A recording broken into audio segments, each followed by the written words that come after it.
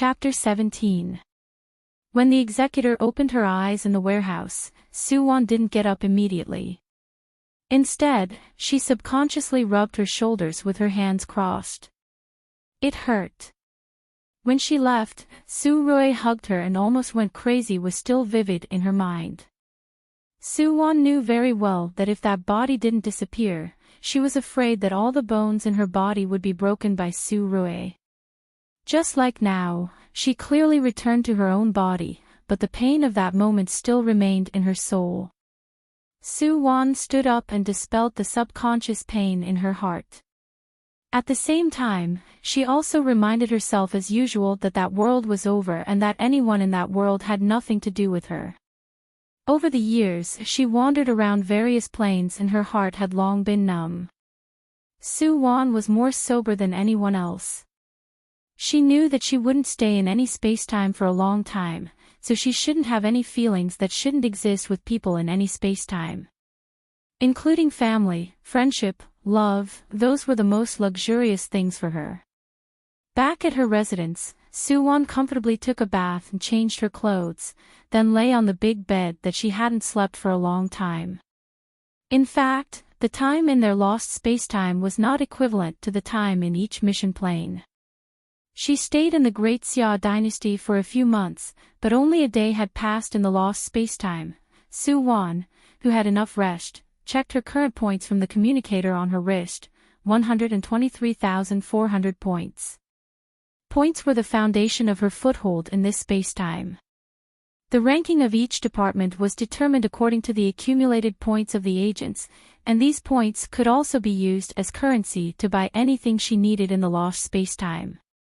Soo-won picked up a bargain with the 10,000 points this time. She silently calculated the price of the thing she needed. Her face that was originally happy because she obtained 10,000 points immediately collapsed. It seems that if she wanted to buy that thing, her current points could only be considered as a small fraction. It seemed that she needed to work harder to earn points. Thinking of this, Soo-won immediately opened the new mission list of the plane destroyer headquarters in the communicator and inquired about all the missions related to the ex-girlfriend line in the list. In the end, Soo-won still chose the mission with the highest points, the 9th nightmare, this one. She clicked to accept the mission, and then all the information about the 9th nightmare was transmitted to Soo-won's communicator. 003 successfully accepted the mission. Please come to the executor's warehouse within 2 hours for the plane connection. Almost at the same time as Soo-won successfully accepted the mission, the plane restorer headquarters, which was only a kilometer away from the plane destroyer headquarters, also popped up a mission about the 9th nightmare. The 9th nightmare, this was a nightmarish world. The story began with the ordinary college student Yi Xuan. Yi Xuan was handsome, but his family conditions were ordinary. After being together with his girlfriend for a year, they broke up because they had different values. After the two broke up, Yi Xuan suffered a huge blow. In a situation where he lost his mind, he wanted to smash the jade pendant that he had bought for his girlfriend. Who knew that he would accidentally break his own finger? Blood dripped onto the jade pendant, and the magical jade pendant actually attached to his skin. From then on, Yi Xuan actually had the ability to turn back time. Although this ability could only turn back time by 10 seconds at the beginning, it was still an absolutely amazing ability. Yi Xuan, who had an ability, began to become an influential figure in the school. He went from being unknown at the beginning to being liked by many girls. Yi Xuan's ex-girlfriend also didn't expect that her ex-boyfriend would suddenly become so popular. Although she regretted it in her heart, she was also a person with her own principles and insisted on not going back to eat grass. Just like this, after half a year, Yi Xuan's roommate, a rich second generation, Chen Yufeng, organized a dormitory spring outing in order to pursue the department's flower. There were exactly 9 people who participated in this time's outing. The 9 of them rode in a commercial car to go to a forest park on the outskirts of the city. As a result, they encountered a huge traffic accident on the way and the car could only take a detour. Just like this, they entered the world of the ninth nightmare without any hope. In the first layer of the dream, they had experienced the horror of the wilderness together. In the end, everyone woke up in the car and realized that it was just a dream. But was it really a dream? They didn't know why the road to the spring outing became so far away. Every 2 hours, the people in the car would unconsciously fall asleep and enter the next layer of the dream. In the second layer of the dream, the 9 people were informed by a voice that among the 9 of them, 1 person had died in the first layer of the dream. And now, the 8 people who were alive were in the world of the 9th person's nightmare. That person, Ghost, will go on a killing spree in this world. The dream had one layer after another. Who could enter the 9th layer of the dream alive? Who could escape from the layers of murderous intent? Su-won. Su-won. The crisp voice carried a trace of fear, suddenly near and suddenly far. Su-won slowly opened her eyes and what came into view was a young girl's pale face. Su-won, you finally woke up. When the young girl saw Su-won wake up, she nervously and excitedly opened her arms and hugged Su-won. You really scared me to death just now. Tian Tian. Su-won looked at the person in front of her with some doubt. The young girl in front of her was wearing a sky blue branded sportswear and carrying a cute little bear backpack on her back. Her name was Fong Tian Tian. She was like her name, a sweet-looking girl. Fong Tian Tian and Su-won were university classmates and both of them lived in dormitory 503. They were roommates. The dormitory in their university was 4 people per room. The other 2 people in dormitory 503 were called Bai Xiaoyu and Meng Tingyao. Bai Xiaoyu's background was more complicated and her temper wasn't good. Her popularity in the dormitory wasn't good, and Meng Tingyao was the department flower. Not only was she beautiful and had a wealthy background, she was also a famous female top student. In short, Meng Tingyao was the female public enemy. In this kind of environment, Fong Tian Tian and Su-won became the closest sisters in the dormitory. Tian Tian, what happened to me? Su-won rubbed the back of her head. I remember that we weren't in the business car. I also don't know. Hearing Su-won's words, Fong Tian Tian's face became even paler. She had always been timid and liked to follow behind Su-won no matter what she did. Su-won, did we run into evil spirits? Fong Tian Tian's voice was especially low. Do you still remember the scene of a car accident that we encountered on the mountain road not long ago? At that time, although the scene was already sealed off and their car was very far away from the scene, Fong Tian Tian still saw a lot of blood flowing on the ground. It was especially terrifying. Tian Tian, don't panic. How can there be such a thing as running into evil spirits in this world? Su-won pulled a long face and stood up. She discovered that she and Fong Tian Tian were currently in a beautiful mountain forest. According to the original owner's memory, she was still sitting in the car listening to music with Fong Tian Tian a moment ago. As a result, when she woke up again, she was in this strange place. That's right, they actually already broke into the world of the 9th nightmare. And everything in front of Su-won's eyes told her that she should be in the first layer of the nightmare right now. In this layer, 1 person will die, and that person is... Chapter 18. The 9th Nightmare. This was a world where terror was everywhere. At the same time, it was also the story world where the male lead, Yi Zixuan, killed monsters to level up, and finally won the beauty. In this world, Yi Zixuan, who possesses the heaven-defying golden finger skill of time reversal, escaped from death time and time again in his dreams.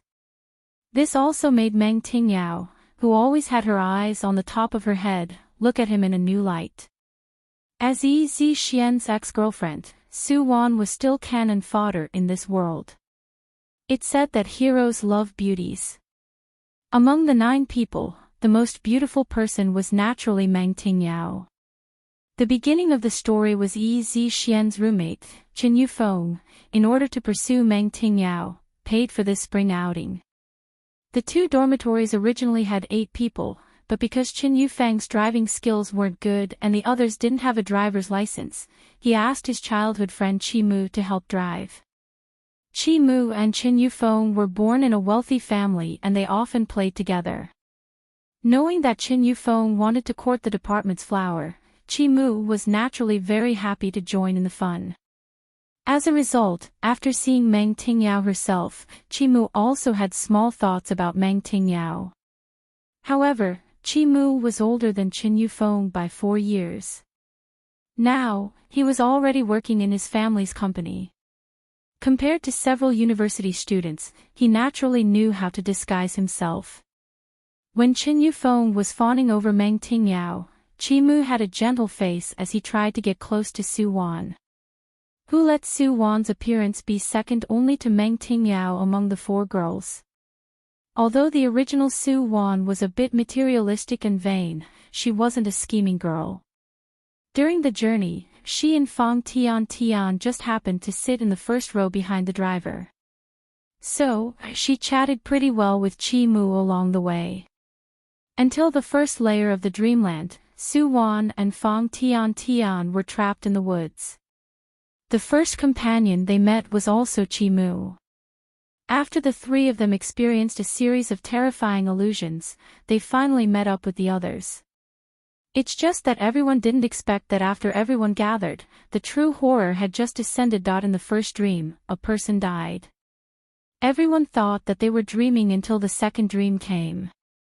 Everyone gradually awakened the memories of the previous dream in fear, and they were told to find the real culprit hidden among the crowd. Su Wan, what's wrong? Fang Tian saw that Su Wan was in a daze. The timid her couldn't help but carefully pull Su Wan's sleeves and asked in a low voice. I'm fine. Su Wan hid the complexity in her eyes. The one who died in the first dream was the most timid Fang Tian. The second to die was Su Wan. In fact, at that time, Yi Zixian, who possessed the ability to reverse time, had the opportunity to save Su Wan. But because of his momentary hesitation, after Su Wan died, the second dreamland directly ended and dissipated. Let's go. It's getting dark. We have to meet up with everyone before it gets dark. Towards Fang Tian, who shared the same fate as her, Su Wan's performance was very gentle. Hearing Su Wan's words, Fang Tian nodded and immediately followed behind Su Wan cautiously.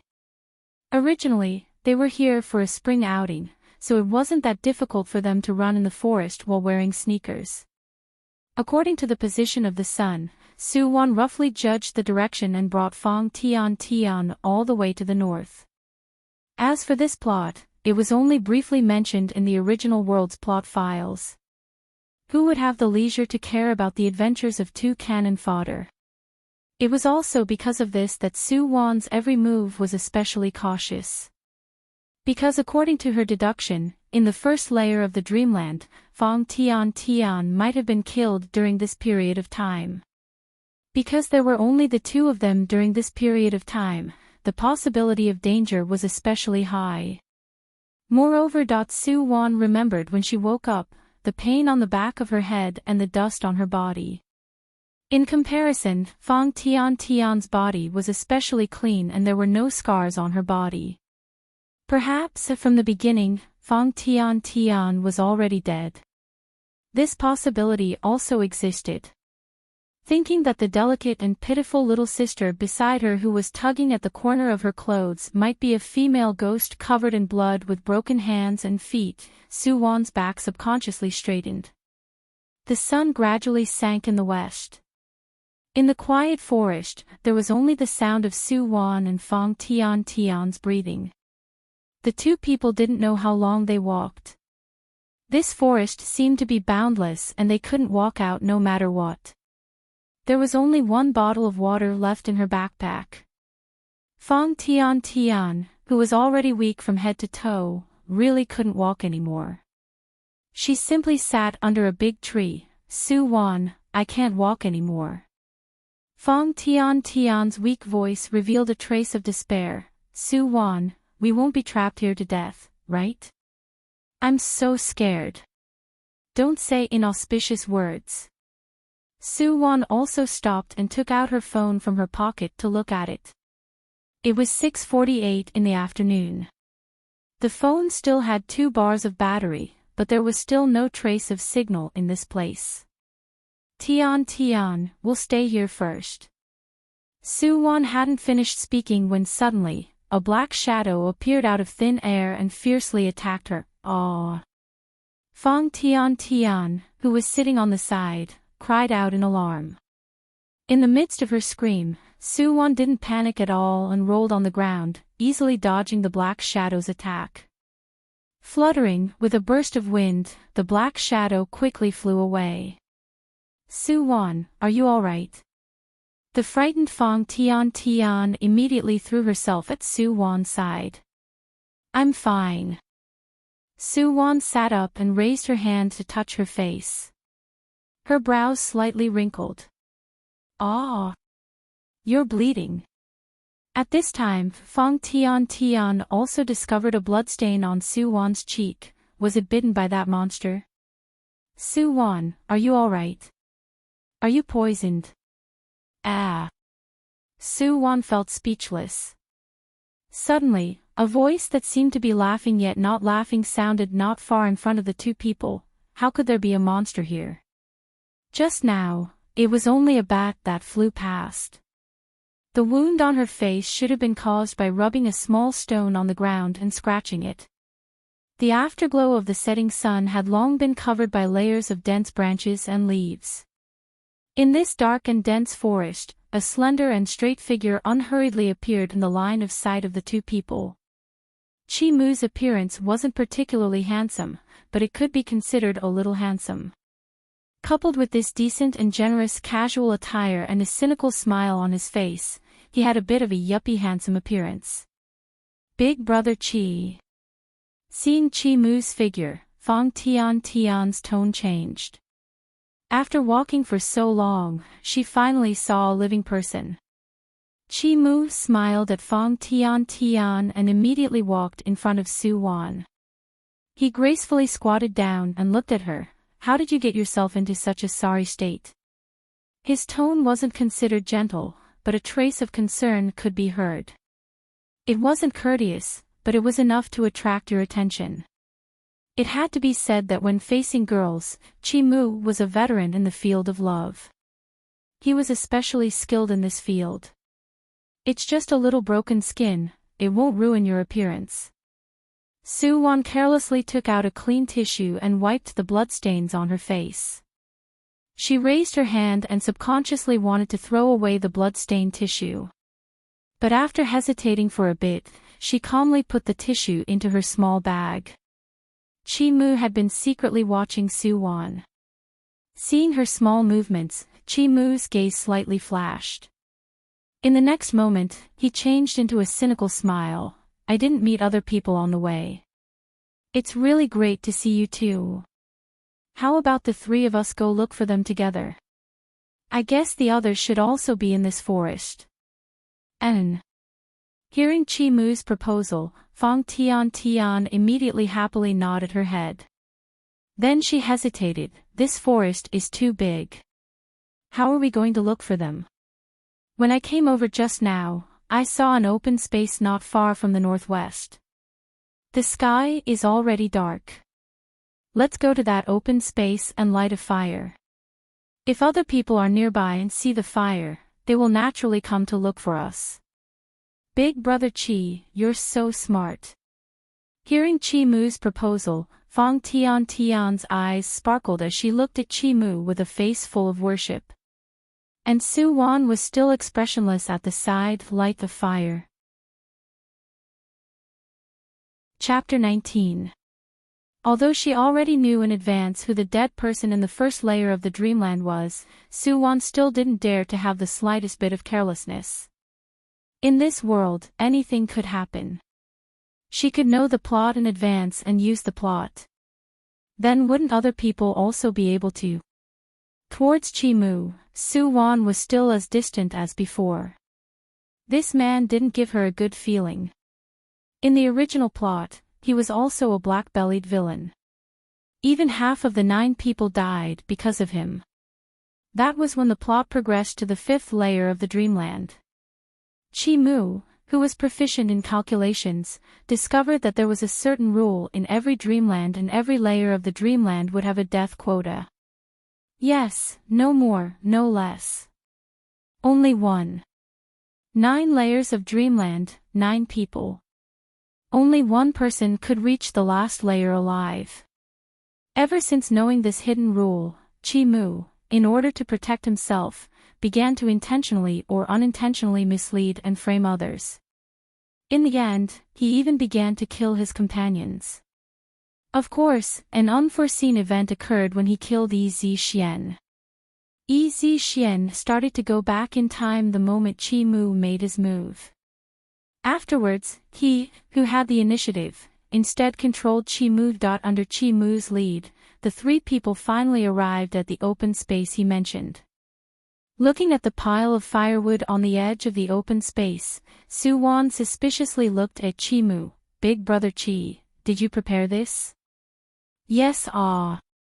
Chi-Mu indifferently nodded his head. I originally wanted to check more in the woods, but in the end, I met you guys. But this firewood should be enough. As he spoke, Chi-Mu crouched down and took out a lighter from his pocket with ease. Watching him throw the lighter up and spin it a few times, Su-won couldn't help but roll her eyes. On the other hand, Fang Tian kept following Chi-Mu's side without any schemes, looking at him with a face full of worship. The little girl didn't have any schemes, but she was easily confused by appearances. After a while, Chi-Mu had already raised the fire. The 3 people surrounded the bonfire. The orange bonfire, in the flickering shadows of the trees in the night, actually made people feel a lot warmer. Even the chill that originally accumulated in their hearts seemed to be gradually dispelled. Fang Tian and Su-won sat at one end of the bonfire. The 2 people leaned back to back. Not long after, Fang Tian breathed evenly and fell asleep. Su-won wasn't tired at all. But seeing Chi-Mu on the other side quietly observing her and Fang Tian, Su-won simply closed her eyes. Not long after, she breathed evenly and fell asleep. Seeing that the 2 people were asleep, Chi-Mu stared at the bonfire a few more times. Then, he cautiously stood up and turned around to walk into the depths of the forest. After Chi-Mu's figure disappeared, Su-won suddenly opened her eyes. Her eyes were not sleepy at all. It was so late, what was Chi-Mu going to do by himself? Why did he wait until she and Fang Tian fell asleep before he left? Su-won's hand gently landed on her backpack. She opened the zipper and took out the tissue that she used to wipe her face in the evening from a small compartment inside. As expected, staring at the crumpled tissue, Su-won's face became somewhat unsightly. Su-won, you're awake. Chi-Mu's voice suddenly sounded behind Su-won. She pretended to be frightened and clenched the paper ball in her hand. Her face was pale as she slowly turned her head. Big brother Chi. You scared me to death. Why did you run behind us? Chi-Mu's expression was somewhat awkward. I got up to go to the toilet and then I got lost. Your mother, this place is simply a high-level maze at night.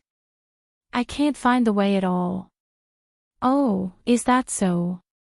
Su-won's face also revealed a trace of awkwardness. Actually, I also want to go to the toilet. Ah. Chi-Mu slightly drooped his eyes. Don't go too far. Rest assured, I won't peek at you. As he spoke, Chi-Mu returned to the place he was originally sitting and laid down. As if he was afraid that Su-won would be worried, he simply covered himself with his coat and turned his back towards Su Wan's direction. Su Wan took out her cell phone from her backpack and used the cell phone as a flashlight. She slowly walked into the forest behind her. The forest at night looked like a huge black beast. It was unknown when it would open its bloody mouth.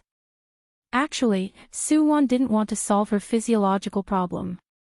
She just didn't want to arouse Chimu's suspicion. After walking a few steps in the forest, Su Wan stopped and sat on a rock at the side. The cell phone's screen was suffused with a faint white light. Su Wan subconsciously looked at the time. It was already 10:50 at night and the cell phone's battery still had 2 bars of electricity. Just as Su Wan was staring at the cell phone screen, the image on her cell phone screen suddenly changed. The ear-piercing ringtone startled Su Wan so much that she almost threw the cell phone away. The ringtone continued, sharp and ear-piercing. The screen showed the caller's name. It was actually Fan Shu-jun.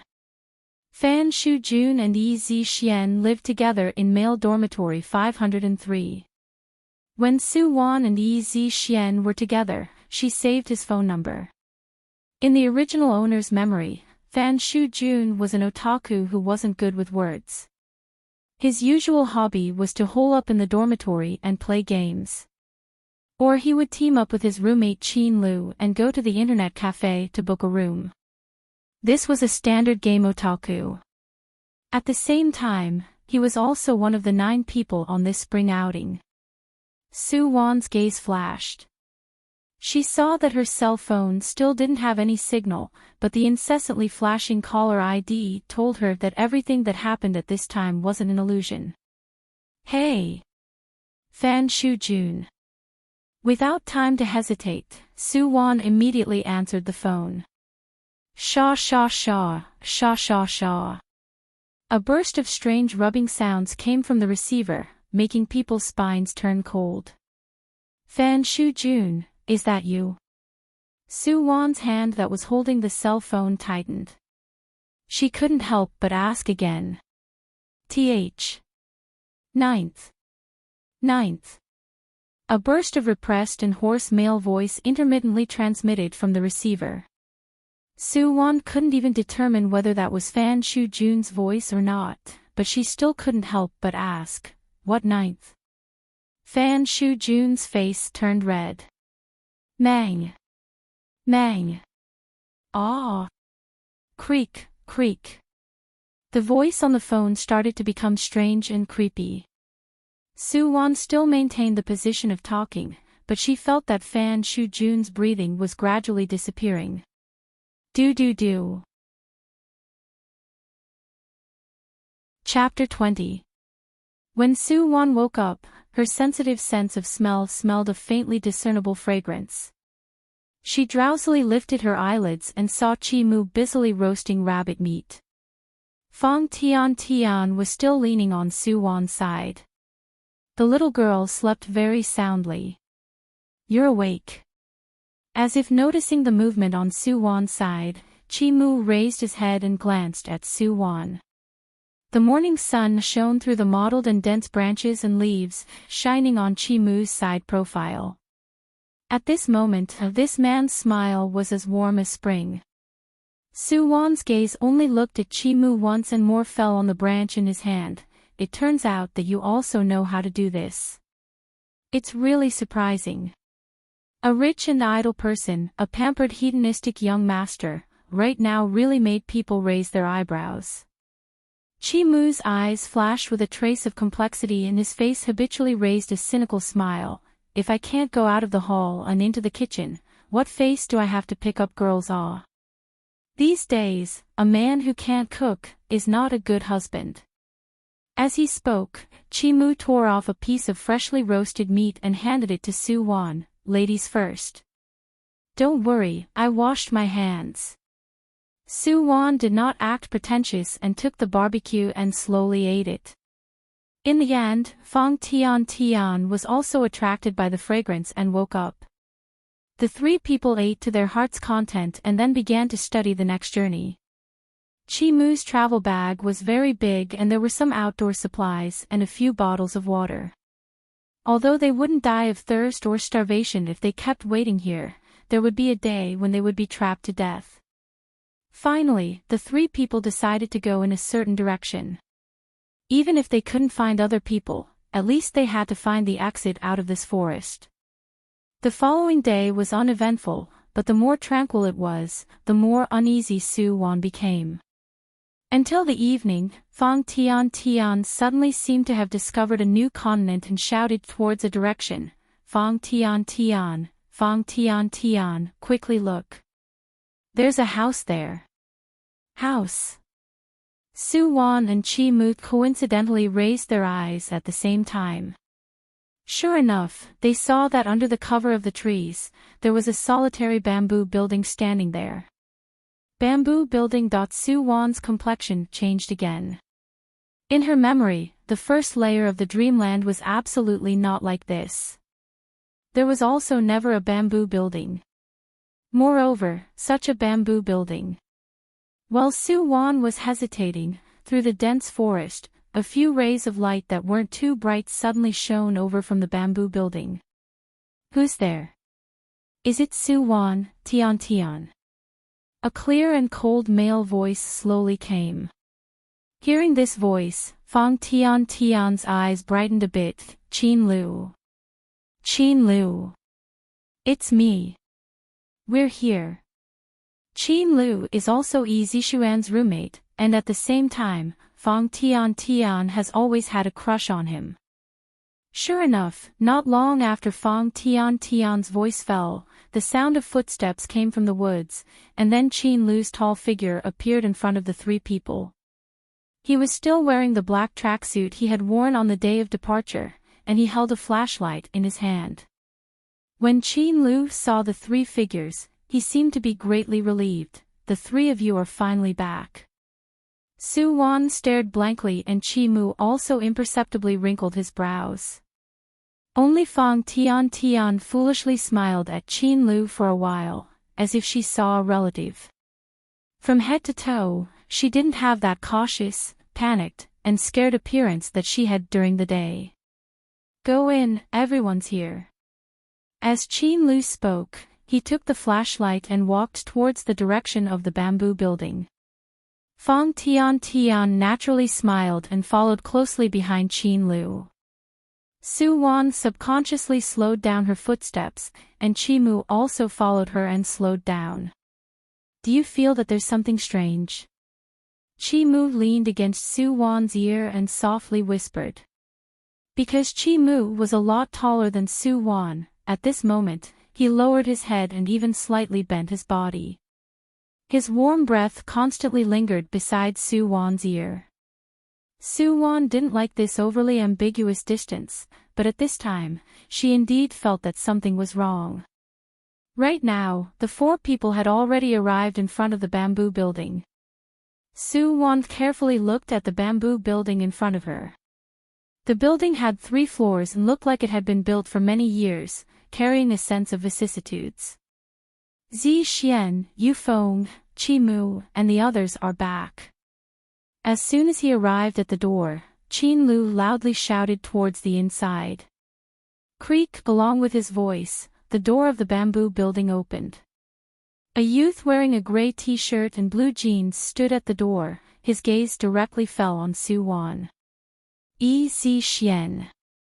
At this moment, Su Wan was also looking at Yi Xian. Yi Xian's figure was sturdy and well-proportioned. Because he was born in the mountains, his skin wasn't white and was a healthy wheat color. This kind of man matched with delicate and handsome facial features indeed had the capital to move the original owner's heart. But unfortunately, since you're back, quickly come in. In the end, it was still Yi Xian who opened his mouth first. His tone was indifferent and no other emotions could be heard. Chen Yufeng, who was at the side, cooperated and leaned sideways at the door. He also secretly curled his lips at Chi Mu. Everyone knew that Yi Xian and Su Wan had already broken up for more than half a year. Although the two of them were still single, there was absolutely no possibility of them getting back together. Su-won stood in the same place and didn't move. Seeing that she didn't understand, Chi-moo also didn't move. Only Fong Tian was still heartlessly following Qin-lu. When they reached the door, she couldn't help but turn her head and look at Su-won. "Why aren't you guys going in awe?"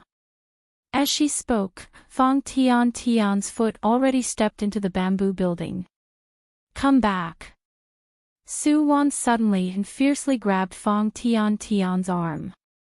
In that instant, the bamboo building in front of her started to strangely distort and finally turned into a boundless black hole.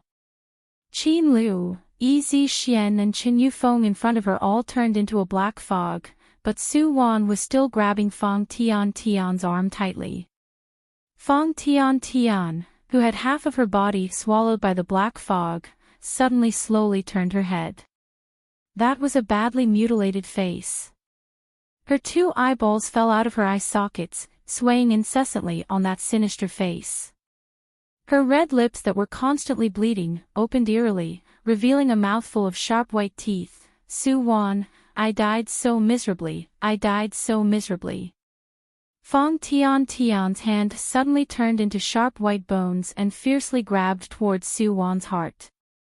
"Be careful." Chi-moo suddenly bumped over from the side.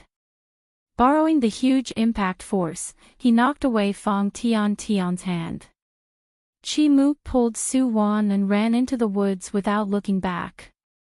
The black fog silently spread in the woods. Wherever it went, all the trees seemed to have a life of their own.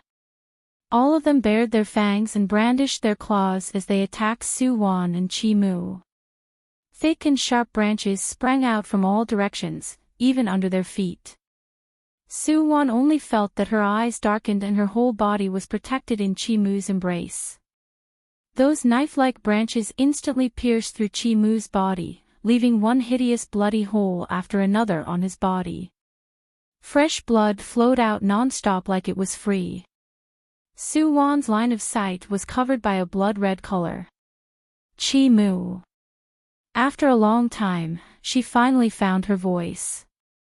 Chi-moo's face was covered in blood, but the corners of his mouth still barely hooked up into a smile that wasn't a smile, although the hero saving the beauty isn't me. Not my style, but if it's you. He hadn't finished speaking when those sharp branches once again covered the sky and covered the earth. Chi-moo closed his eyes as if he had accepted his fate. Su-won's eyes also reddened at this moment. She was tightly hugged in Chi-moo's embrace. Her hands and feet couldn't move, but this didn't mean that she couldn't do anything. "Wake up." Su-won suddenly shouted a sentence at Chi-moo. "I told you to wake up." The surrounding was a pitch-black dense forest and the bonfire beside them had already burned to the end. The night wind was very cold, but Chi-moo woke up from his sleep drenched in cold sweat and saw the scene in front of him. Su-won and Fong Tian were still back to back on the other side, breathing deeply. Was it a dream? Chi-moo subconsciously touched his body. His body was intact and didn't have any wounds. He seemed to have had a nightmare just now, but it was a bit fuzzy, making people unable to remember the scene in the dream. Was it just a dream? Chi-moo still had some lingering fear in his heart.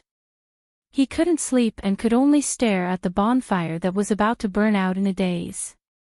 Chi-moo, who was in a daze, didn't notice that Su-won, who was on the other side, moved her body without a trace. Her breathing was disorderly for a moment and finally gradually calmed down. In the end, was it a dream? Chapter 21. Chi-moo didn't sleep the whole time. When the sun rose, his eyes were already bloodshot. When Su-won and Fong Tian woke up, Chi-moo opened his travel bag and took out 2 cans of food and a bag of compressed biscuits. Wow! There's actually canned food. Big brother Chi, you're so well prepared. Do you often go to the wild to play? Fong Tian's eyes sparkled as soon as she saw delicious food. Chi-Mu just smiled. I'm an expert at surviving in the wild. You'll know in the future. A man who doesn't know how to survive in the wild is not a good husband. Su-Wan, Fong Tian. The three people hurriedly ate something and then began to discuss how to get out. Chi-Mu forgot about the things in his dream, but Su-Wan still remembered it very clearly.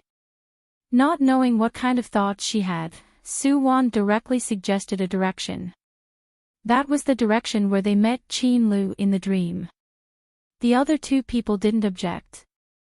The three people packed up their belongings and resolutely walked in a direction. Just like in a dream, they walked for a day. It was calm and peaceful.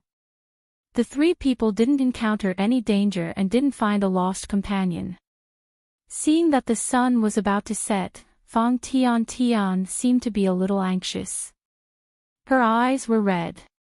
Her footsteps were somewhat disorderly, as if she wanted to get out as soon as possible, but there was no way to go.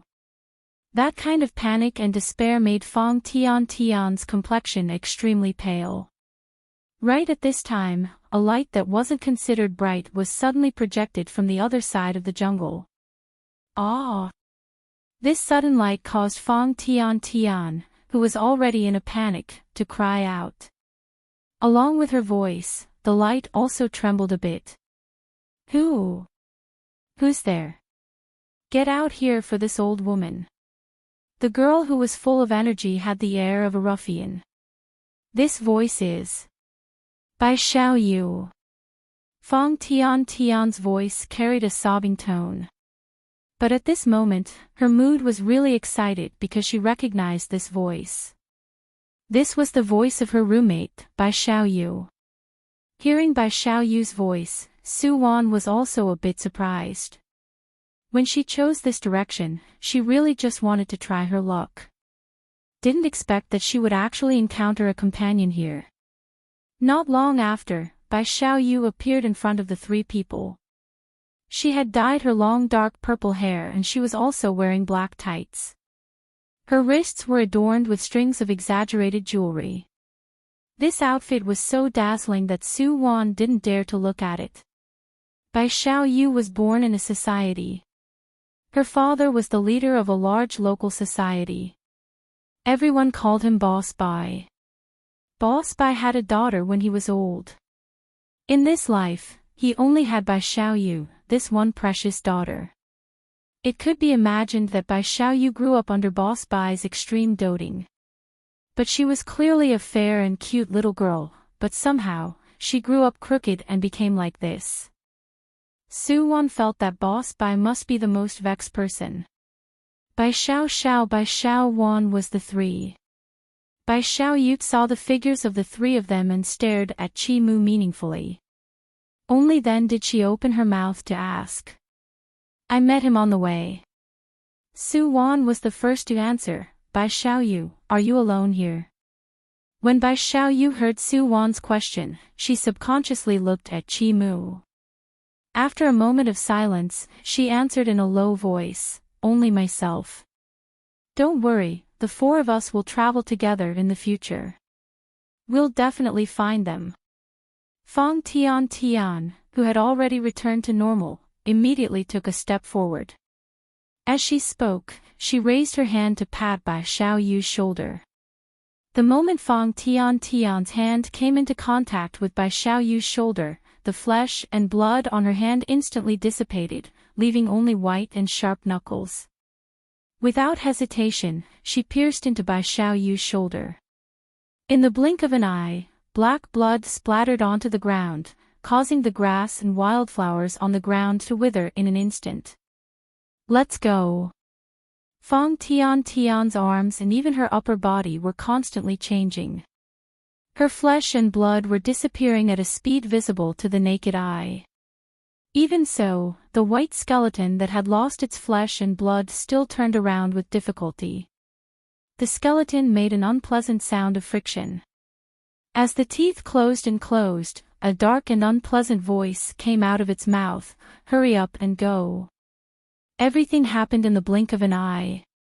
Su Wan looked on helplessly as Fong Tian Tian turned into a skeleton. She looked on helplessly as a large amount of black blood gushed out from Bai Xiaoyu's body. Her dark purple hair grew longer and longer. The crazy long hair covered her face and even covered her whole body. Those long hair fluttered in the air. First, it wrapped around Fong Tian Tian's skeleton. Then, it rushed towards Su Wan and Qi Mu's direction. Go! This time, Su Wan's hands were quick. She pulled Qi Mu and turned around to run. Qi Mu usually liked to survive in the wild. His physical strength was naturally very good. But, he didn't expect that Su Wan's physical strength was also this good. The two of them ran all the way and she was actually able to keep up with his speed. What the hell is going on here? While running, Qi Mu couldn't help but mutter to himself, Fong Tian Tian and Bai Xiaoyu wouldn't have been possessed by ghosts, right? Thinking about the situation just now, Qi Mu still felt his scalp tingle. Su Wan didn't speak and didn't look back. She just ran all the way until a ghostly shadow blocked their way. There was no moonlight or stars in the dense forest. The surroundings were pitch black. They could only hear Su Wan and Qi Mu's violent gasps. That shadow stood silently under the tree, blending into one with the night. It carried a chill that made people's hearts palpitate. Dark purple hair wildly danced in the night and jet black blood dyed her body. The existence in front of them was no longer Bai Xiaoyu. Instead, it was a female ghost without a face and her hair wildly danced. The female ghost stood fixedly not far from Su Wan and Qi Mu. Those strange strands of hair danced like a turbulent undercurrent, pouncing on the two people's faces. This moment came suddenly, but Su Wan's gaze congealed. At the juncture of life and death, she suddenly pushed Qi Mu who was beside her away. I don't like to owe other people favors. Her voice hadn't fallen when Su Wan suddenly opened her eyes. The early morning wind carried a trace of coolness. Beside them was the bonfire that had long been extinguished. The sky was cold and the dew was heavy. Su Wan subconsciously shrunk her body. Fong Tian Tian, who had been leaning on her, slowly woke up because of Su Wan's movements in the room. Morning awe. Fong Tian Tian was still in a daze. She subconsciously moved her stiff and numb limbs and couldn't help but complain, it's so cold awe. If there was a tent, it would be good. Speaking up to hear, her stomach suddenly made a goo-goo sound. This made the always lively and cheerful Fong Tian Tian couldn't help but blush, a bit hungry. Su Wan, what do you want to eat? I also have a bag of biscuits in my backpack. Eat canned food. Su Wan stood up and walked over the bonfire, directly arriving in front of Qi Mu. Qi Mu was still sleeping very deeply. His eyes were tightly closed and his complexion wasn't very good. Su Wan went around to Qi Mu's back and opened his backpack. She took out 2 cans of canned food from inside. Sure enough, even the taste and brand of the canned food was exactly the same as in her dream. Wow! There's actually canned food. Fong Tian Tian couldn't help but be speechless. This Qi Dage's preparations are really complete. One look and you can tell that he's an expert in surviving in the wild. And, speaking of which, Fong Tian Tian didn't know what to think and suddenly turned her face to look at Su Wan. Su Wan, how did you know that there are canned food in his backpack? I inadvertently saw it. Su Wan casually replied. Fong Tian Tian glanced at Su Wan and then glanced at the soundly asleep Qi Mu. Minding her own business, she muttered something and turned around to fight with the canned food that Su Wan handed to her. When the two people were almost done eating, Qi Mu sat up dripping with sweat. You're awake. Su Wan, who had been distracted paying attention to Qi Mu's movements, immediately asked a question. Chapter 22. Is the dream constantly overlapping, or have we always been in a dream? Soo-won clearly knew that she was in the ninth nightmare's world, but everything in this world was completely different from the world she originally knew. Unknowingly, everything deviated from the original track. Unknowingly, who was controlling everything? Chi-Moo's mental state wasn't very good after he woke up this time. Soo-won already understood a lot of things from the way he looked at her and Fong Tian. He must remember that dream. After a simple breakfast, the three people began to discuss their next itinerary. Chi-Moo began to be absent-minded and Fong Tian never had her own opinions. We're not going anywhere. Finally, it was Soo-won who made the final decision. We'll wait here. If they are really in this forest, they will definitely find us. Yes, in fact, Soo-won had already made up her mind. This time, she wouldn't take the initiative to attack. She would wait for the rabbit to come to her. Hearing Soo-won's words, Fong Tian nodded her head. Chi-Moo only looked at Soo-won thoughtfully and didn't oppose in the end. Waiting was the most unbearable thing. Time seemed to be extended infinitely at this time. This day, it seemed to be especially slow. With great difficulty, it was night time. Fong Tian habitually leaned on Soo-won's side, wanting to absorb some warmth. And Chi-Moo, whose eyes were blue and obviously lacked sleep, kept staring blankly at the bonfire. Why aren't you sleeping? Soo-won used a small branch to fiddle with the bonfire. She raised her eyes and curiously looked at Chi-Moo. Chi-Moo opened his mouth. He didn't dare to sleep. He was afraid that once he fell asleep, he would fall into a nightmare again. That kind of feeling was too terrifying. Soo-won, do you believe that in this world, there are ghosts? Chi-Moo thought for a long time and finally couldn't help but ask Soo-won. Ghosts? Soo-won pursed her lips. Not knowing what she was thinking, she somewhat unconcernedly replied, even if there are ghosts, so what? Will they be scarier than people? Soo-won always felt that the most terrifying, most frightening, and most vicious thing in this world was always the human heart. Regarding this point, no one was clearer than her. Soo-won's mood inexplicably became somewhat gloomy. It seemed that she accidentally recalled some memories that should have been forgotten. She forced herself to take a few deep breaths. Her gaze and mind once again settled down. Chi-Moo, who was at the side, began to stare blankly after hearing Soo-won's answer. The silence between the two continued to spread. Time ticked by. Soo-won couldn't sleep either. She was waiting for the prologue of the night, or perhaps waiting for a chance to end it. Unknowingly, it was already deep into the night.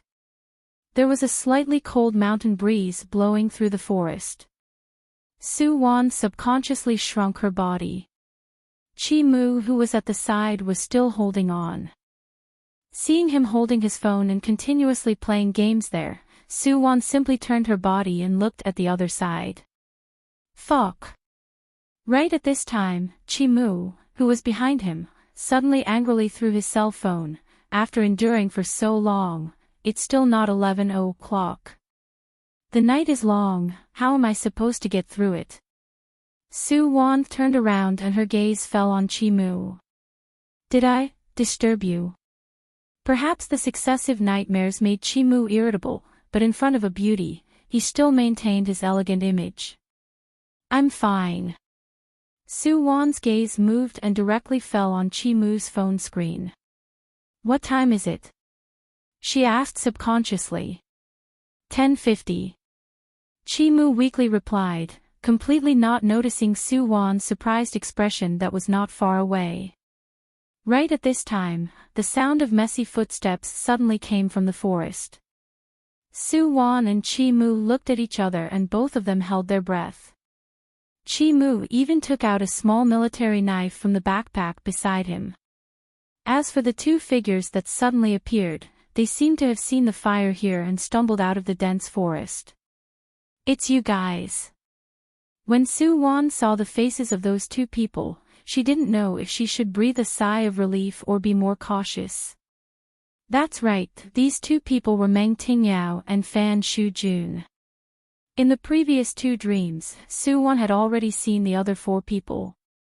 Su-won also guessed that she would see Fan Shu-jun and Meng Tingyao this time, but the way they met was a bit different from what she thought.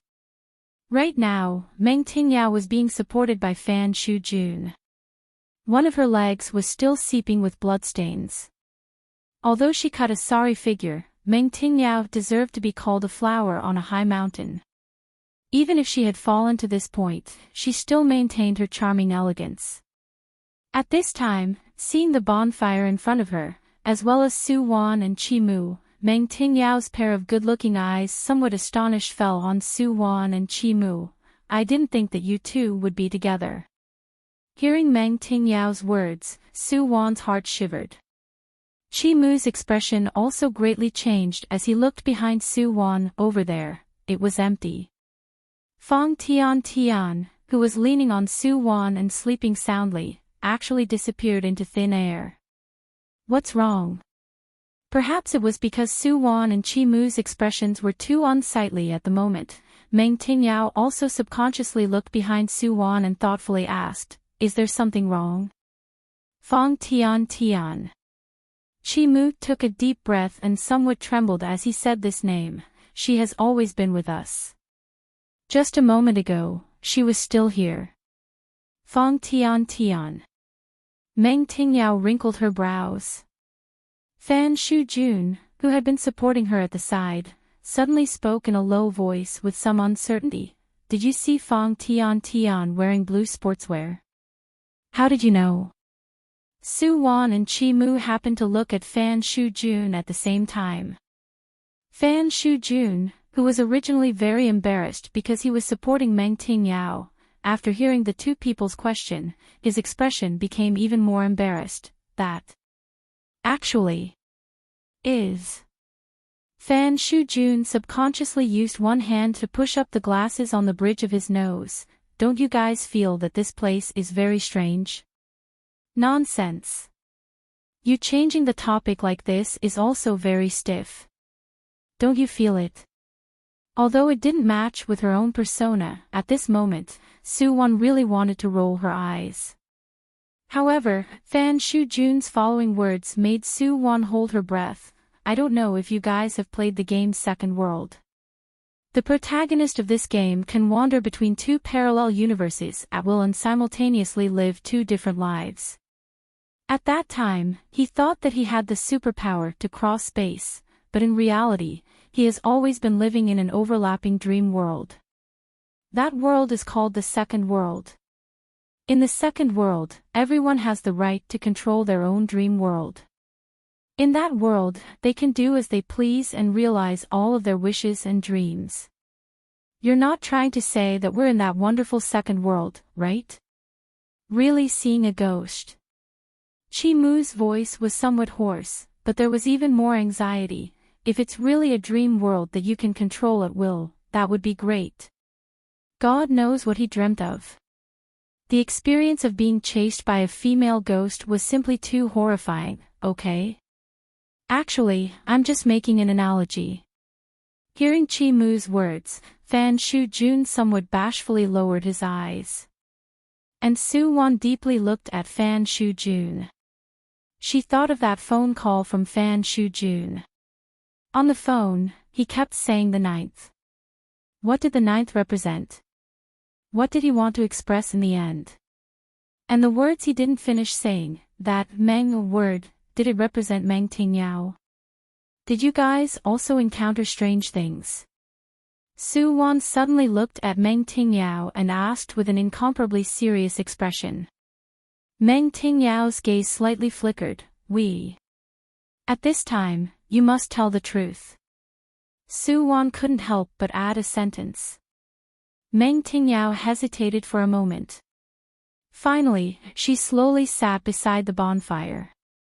The light of the fire reflected on her fair and delicate face. At this moment, Meng Tingyao's complexion seemed somewhat pale. Before I met Fan Shu-jun, I was always alone in the woods. Seemingly thinking of something, Meng Tingyao subconsciously bit her lips. Later, I met Qin Lu and Bai Xiao Yu one after another, but they... What happened to them? Qi Mu, who was at the side, began to question closely. It was very obvious that he also felt that perhaps Meng Tingyao also encountered a similar situation as him. They all died. Chapter 23. They're all dead. Su Wan said this sentence with absolute certainty. The three people at the side all happened to look at Su Wan at the same time. Su Wan, did you also dream? Qi Mu suddenly stared at Su Wan and asked somewhat eagerly. Yes, I also had a strange dream. Also. Su Wan's gaze flashed past the three people. If I didn't guess wrong, right now, we're still in a dream. Layer after layer of dreams. When we wake up from the dream, we think we're awake.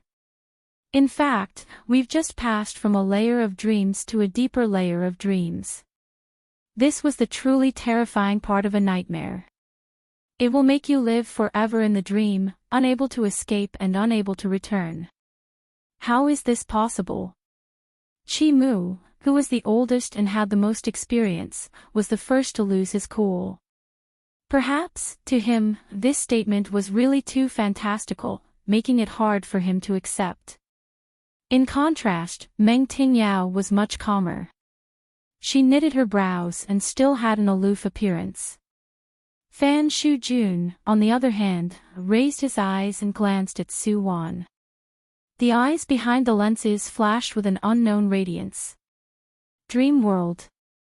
Is it like the existence of Inception?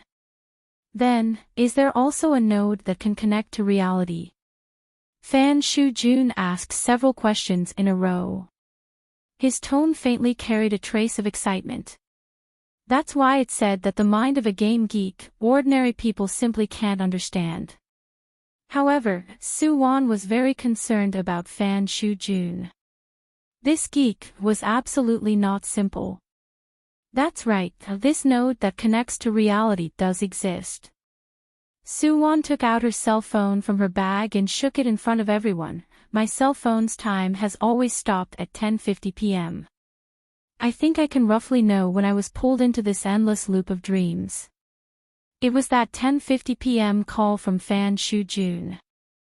After the phone call was hung up, Su Wan was pulled into this layer of dreams. That node, what is it? Meng Tingyao, who had been silent all this time, finally set her gaze on Su Wan. Her gaze carried a trace of inquiry and also some suspicion. I don't know. Su Wan shook her head. Perhaps, we should first find Yi Zixian and Qin Yufeng. This way, we might be able to find a way to return to reality. Hearing Su Wan's words, Meng Tingyao's gaze flashed. How do you know that Yi Zixian and Qin Yufeng are still alive? If Fang Tian and the others died, then Yi Zixian and the others might also have died. Even the Su Wan and Qi Mu in front of them. Meng Tingyao only felt chills all over her body. She didn't dare to continue thinking. Yi Zixian won't die. Su Wan said resolutely and decisively. As this world's #1 male lead, how could Yi Zixian die so easily? You're quite confident in him. Regarding Su Wan and Yi Zixian's relationship, Meng Tingyao was also very clear. The two people's breakup couldn't be said who was right and who was wrong. Su Wan was born in the city and wanted to pursue the life she wanted, while Yi Zixian came from the mountains and wholeheartedly wanted to achieve success and repay his fellow villagers in the mountains. The two people's dreams were diametrically opposed. At that time, they were so affectionate and sweet together, but it was just normal opposites attracting each other. Although Meng Tingyao and Su Wan had always been living in the same dormitory, they didn't interact much with each other. She didn't really understand Su Wan's character. Right now, she was even more doubtful of her. This night, the four people sat around the bonfire and took turns to rest. The night passed without anything happening. The next day, the few people still discussed that they still had to wait by the tree's stump for a hare. They waited in the same place. Unfortunately, this wait lasted for 3 days. Although nothing strange happened in these 3 days, Yi Zixian and Qin Yufeng's figures still didn't appear. At this time, the four people didn't have much food and water left. Tomorrow, we'll go find them. In the deep night, Chi Mu's voice was particularly tired. Continuing like this isn't a solution. We can only do this. Meng Tingyao looked at Chi Mu and then looked at Su Wan. Su Wan also faintly nodded. As for Fan Shujun, who had the lowest sense of existence at the side, he kept his head down and minding his own business playing games. It was as if the place he was in right now wasn't a strange mountain forest, but a big bed in the dormitory. Just like the past few days, everyone took turns to rest. When it was Su Wan's turn to be on night duty, she saw that Fan Shujun still hadn't slept. But this time, he didn't play games. Instead, he stared blankly at the night sky that was covered by the leaves. What are you thinking about? Su Wan quietly sat next to Fan Shujun and seriously looked at him. Right now, Fan Shujun took off his thick glasses. This was also the first time Su Wan sized up Fan Shujun's appearance. Actually, his eyes were very good. Because he didn't go out for a long time, Fan Shujun's skin was also very white. His handsome facial features matched with his slightly pale skin. He didn't look like a dead otaku at all. Not thinking about anything. Bored, in a daze. Fan Shujun turned his face and looked at Su Wan with misty eyes. Su Wan knew that right now, Fan Shujun couldn't see her expression clearly. Because he was highly myopic, when he didn't wear glasses, his gaze was misty. Did you dream of Fong Tian Tian? Even if she knew that Fan Shujun couldn't see her gaze, Su Wan still habitually stared at Fan Shujun's eyes. Hesitating, Fan Shujun still nodded his head. I dreamed of her. In the dream, Fong Tian Tian wore a set of blue sportswear. Fan Shujun gently closed his eyes, as if he was recalling something. Blue clothes. Su Wan wrinkled her brows. This wasn't the first time Fan Shujun mentioned that set of clothes. Fong Tian Tian never wears blue clothes. Perhaps it was because he closed his eyes, or perhaps it was because he was too tired, but Fan Shujun's voice began to become very low and weak. She said that she likes blue, but blue doesn't match her skin color. So, in her own wardrobe, there's no objection that the clothes are blue. Because he cared too much about a person, he could always remember every word she said in his heart. Even in a dream, he couldn't forget it. Fong Tian Tian, who liked blue but was never willing to wear blue. When she appeared in front of him wearing a set of blue sportswear, Fan Shujun knew that he was dreaming. So it turned out that Fan Shujun liked Fong Tian Tian. Su Wan couldn't help but understand. If it was in reality, this damn otaku wouldn't have revealed this secret no matter what, right?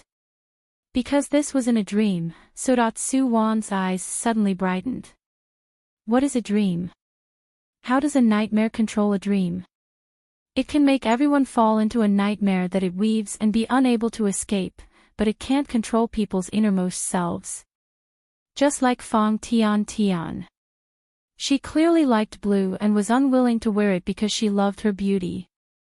But in her dream, she had self-awareness and she wore blue clothes. Just like Chi Mu. In reality, he was a swift and decisive company executive and was also a hedonistic young master who showed mercy everywhere. But in the dream, he was more impatient and fearful than anyone else. And what was unexpected was that he actually had the side of a good family man.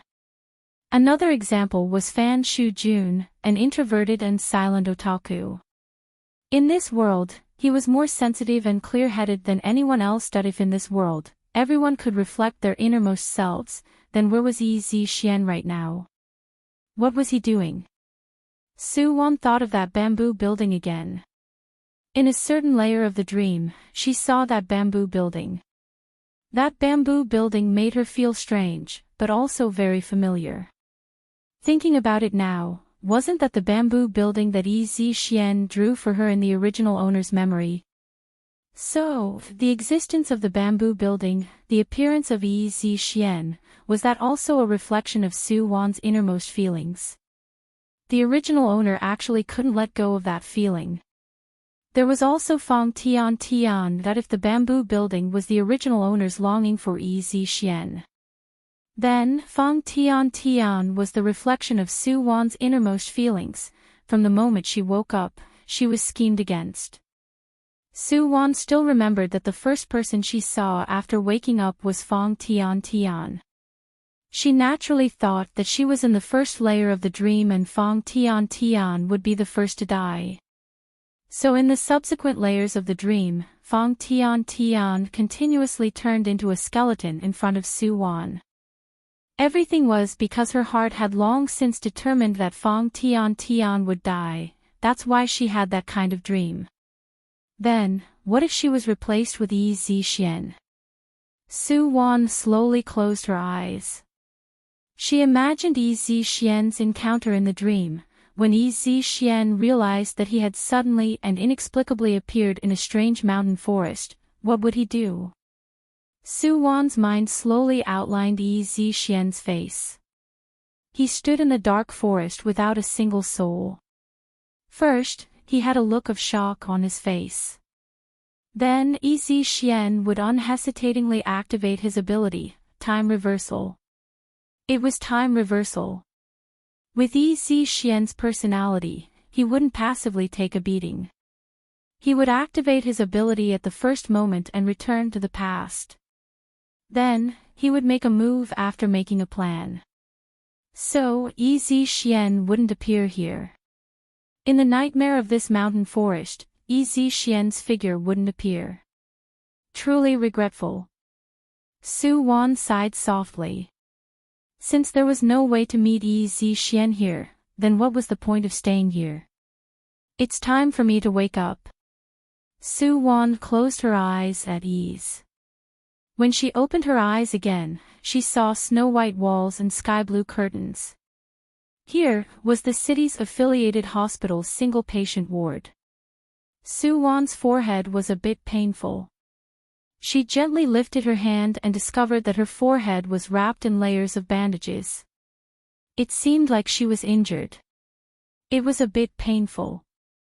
Su-won suddenly smiled. She knew that she came out.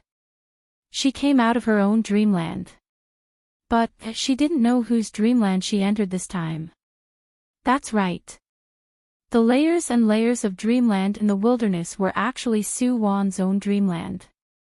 From the time she was attacked by the bats in the forest, Su-won felt a trace of strangeness. She left behind the tissue that she used to wipe her blood. Later, she discovered that there wasn't a trace of blood on the tissue. Then, she encountered danger in the deeper layer of the dreamland and was saved by Chi-mu. At the last critical moment, Su-won thought of letting Chi-mu wake up. As a result, Chi-mu really woke up. Nightmares were omnipresent and pervasive. But there was a major premise that they could only sneak into other people's dreams and do whatever they wanted in other people's dreams. From that time on, Su-won knew that she had been schemed against by the nightmare from the moment she entered this world.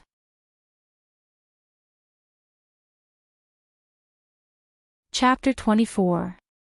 You group of youngsters are really lucky. The nearly 40-year-old head nurse couldn't help but mutter while changing Su-won's dressing, that mountain road often collapses. On the day you guys had an accident, another place also collapsed. Those people weren't so lucky. A few people died in the car. This matter was reported in the newspaper. It said that the $1 million luxury car was also scrapped. It's really a pity. Mountain Road, car accident. Soo-won slowly closed her eyes. In her memory was the scene of sitting in the business car that day. When they were halfway, there was a huge car accident in front of them. The road was blocked. Chi-moo had no choice but to turn around and take another small road. Afterwards, it turned out that there was a car accident. No wonder her head hurt so much and her memory was so vague. Don't know how the others are. Yi Zi-xian, head nurse. Soo-won thought of this and immediately called out to the head nurse who was about to leave, "My classmates, the companions who were in the same car as me. Are they all right?" "Oh, you asked them all. 2 of them only had scratches. This morning, they were taken out of the hospital by their family members. There are 4 people with similar injuries to you who still need to stay in the hospital for observation. The remaining 2 with more serious injuries are still unconscious in the intensive care unit. But after tonight, there shouldn't be any danger to their lives." Finished speaking, the head nurse turned around and quickly left. Soo-won struggled to get up and wore the slippers on the ground and slowly walked out of her ward. She kept inquiring along the way and finally successfully arrived outside Yi Zi-xian's ward. Through the small window at the door of the ward, she could see the scene inside. Yi Zi-xian didn't stay in a single ward. The person who stayed with him was Qin Lu. Right now, the 2 people were sitting on the bed, their bodies facing each other as if they were chatting. Soo-won looked at the bandage on Yi Zi-xian's arm. Seeing that he didn't have any major problems, she finally relaxed. She hesitated and was about to leave when Yi Zi-xian suddenly felt something and looked towards the door. The 2 people's gazes unexpectedly met. Seeing that Yi Zi-xian was stunned, Soo-won awkwardly pushed the door and entered. Soo-won. Qin Lu looked at Soo-won and then glanced at Yi Zi-xian on the other bed. "You came to see us?" "N." Soo-won responded in a low voice. "Are you 2 all right?" "I'm fine." Qin Lu laughed heartily. "We only suffered minor injuries. It's not a big deal." "How are you?" "I'm fine too. It's just that my head hurts sometimes." Soo-won gently rubbed her forehead. "I feel like I'm forgetting something, but I can't remember it no matter what." Every time she had a headache, she would be in so much pain that her consciousness would become fuzzy. When the pain passed, she would feel uncomfortable all over. She always felt that she was missing something important in her memory, but she just couldn't remember it. Did he hit his head in the car accident? You have to check it carefully. Qin Lu saw that Soo-won seemed to have a worried expression and couldn't help but remind her. "I will." Soo-won nodded and seemed to have thought of something. She couldn't help but ask, "Qin Lu, I heard from the head nurse that there is still someone who hasn't woken up in the intensive care unit. Who is it all?" "It's Qin Yufeng and Bai Xiaoyu." Speaking of this matter, Qin Lu's complexion wasn't very good. At that time, the 2 of them were sitting at the furthest back, and according to those doctors, at that time, the rock that fell from the mountain just happened to hit the rear of our car. So that's how it was. Soo-won carefully recalled everyone's seats at that time. Chi-moo sat in the driver's seat at the very front and Fan Shu-jun sat in the front passenger seat. When they just got on the car, the 2 people seemed to have discussed a lot about playing games. Behind Chi-moo was herself and Fong Tian. On Fong Tian's right was Meng Tingyao. In the back row sat Yi Zi-xian, Fan Shu-jun and Qin Yufeng. Bai Xiaoyu, who always didn't get along, sat alone in the last row. On the road, Soo-won had been listening to songs with Fong Tian. Later, Chi-moo took the initiative to look for her to chat, so she chatted with him from time to time. She never looked back to look at the scene behind her. According to what Qin Lu said, when the accident happened, Chen Yufeng and Bai Xiaoyu were sitting together. Perhaps at that time, Chen Yufeng just happened to run to the back and had something to talk to Bai Xiaoyu about. Then he was really quite unlucky. After leaving Qin Lu and Yi Zixian's ward, Su Wan asked around again. Afterwards, she found Fang Tian and Meng Tingyao's ward to take a look. The two people also didn't have any major problems. Fang Tian was still the same as before, timid and talkative. She pulled Su Wan and talked endlessly. Between her words, she always thought that she was very secretive about Qin Lu's injuries. Actually, Fang Tian liked Qin Lu. This wasn't any secret. Only Fang Tian thought that she hid her feelings very well. Only Qin Lu was so slow that he couldn't see through her thoughts. Su Wan also went to look at Meng Tingyao. The relationship between the two people was ordinary. Meng Tingyao wasn't a talkative person. She had always been like a goddess high above. Su Wan felt that this kind of person was never in the same world as her. Just like this hospitalization, everyone stayed in the ordinary ward. Although Meng Tingyao also had a minor injury, she stayed in the VIP room on the 5th floor and there was also a special nurse to take care of her. Although the teachers said that everyone was equal, Su Wan felt that people were divided into 3, 6 and 9 grades from birth. This isn't something you can choose yourself. Just like her, just like Yi Zixian, just like people like Meng Tingyao and Chen Yufeng. Chen Yufeng and the others were born with a golden spoon in their mouths. Their lives were superior and they didn't have to worry about food and clothing. But Yi Zixian was poor since childhood and had no choice but to rely on himself. As for Su Wan herself, she was born in an ordinary worker's family. Although she wasn't as poor as Yi Zixian, she was always very clear about the hardships of her parents' work. So half a year ago, when Yi Zixian suddenly said that he wanted to bring her back to that small mountain village after graduation, Su Wan refused. She didn't want to suffer, but more than that, she didn't want her parents to continue suffering. Say that she was materialistic or vain, she always rationally believed that love wasn't everything in life. She wanted to live a better life. She pursued a better living environment for herself and her family. What's wrong with this? Returning to her own ward, Su Wan was very tired. When she closed her eyes, she could always recall everything in the past. She lightly sighed, some feelings, the past is the past. Unknowingly, Su Wan's breathing evened out and she fell asleep. The ward was gloomy. The blue curtains of the windows suddenly shook violently at an unknown time, as if it was forcefully pulled to both sides. As the curtains were pulled, you could see the clean window and the moonlight outside.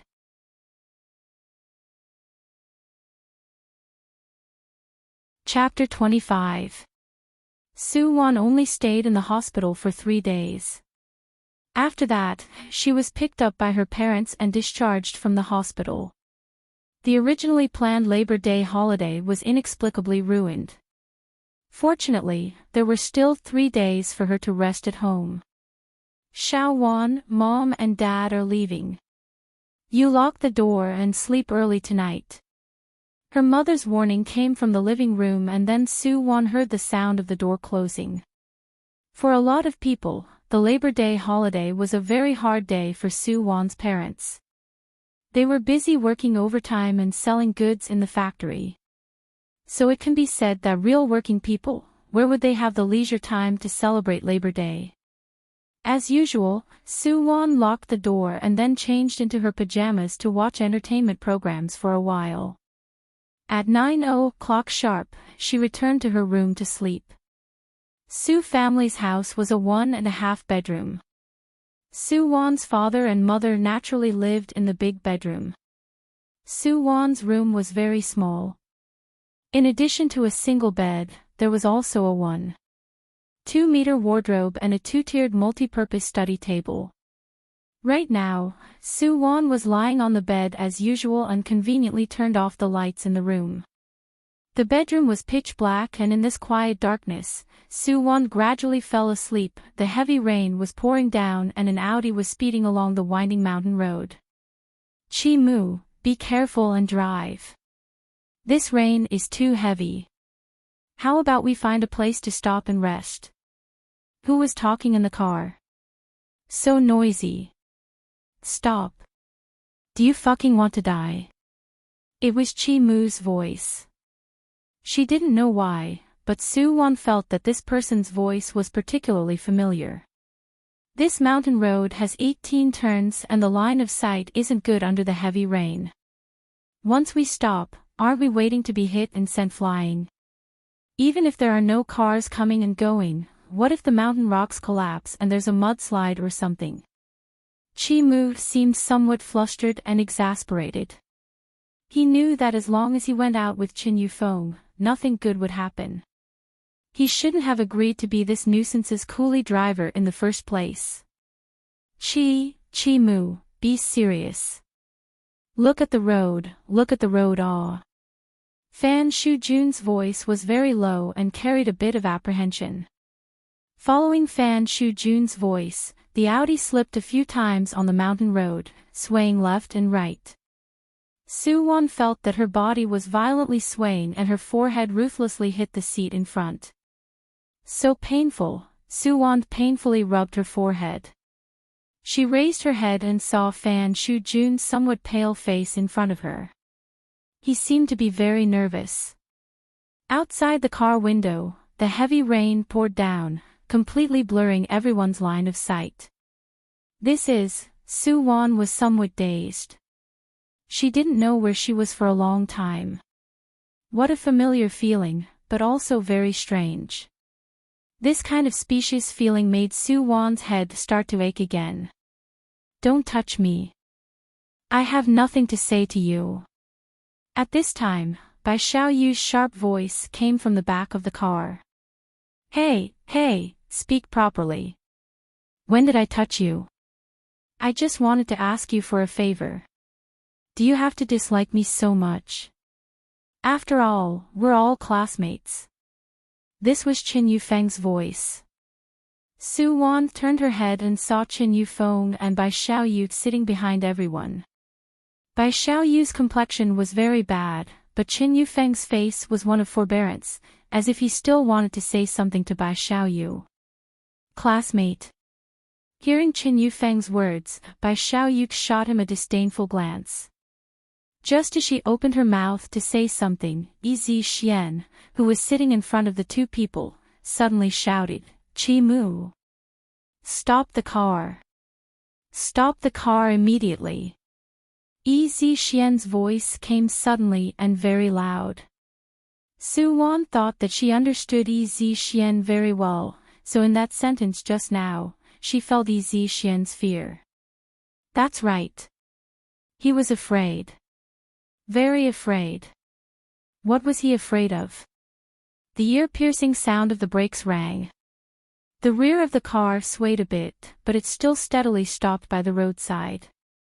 "I say, what are you all doing?"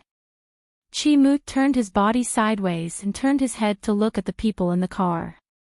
The dissatisfaction in his gaze was obvious. Right at this time, a flash of lightning streaked across the sky. Soo-won only felt her eyes go white.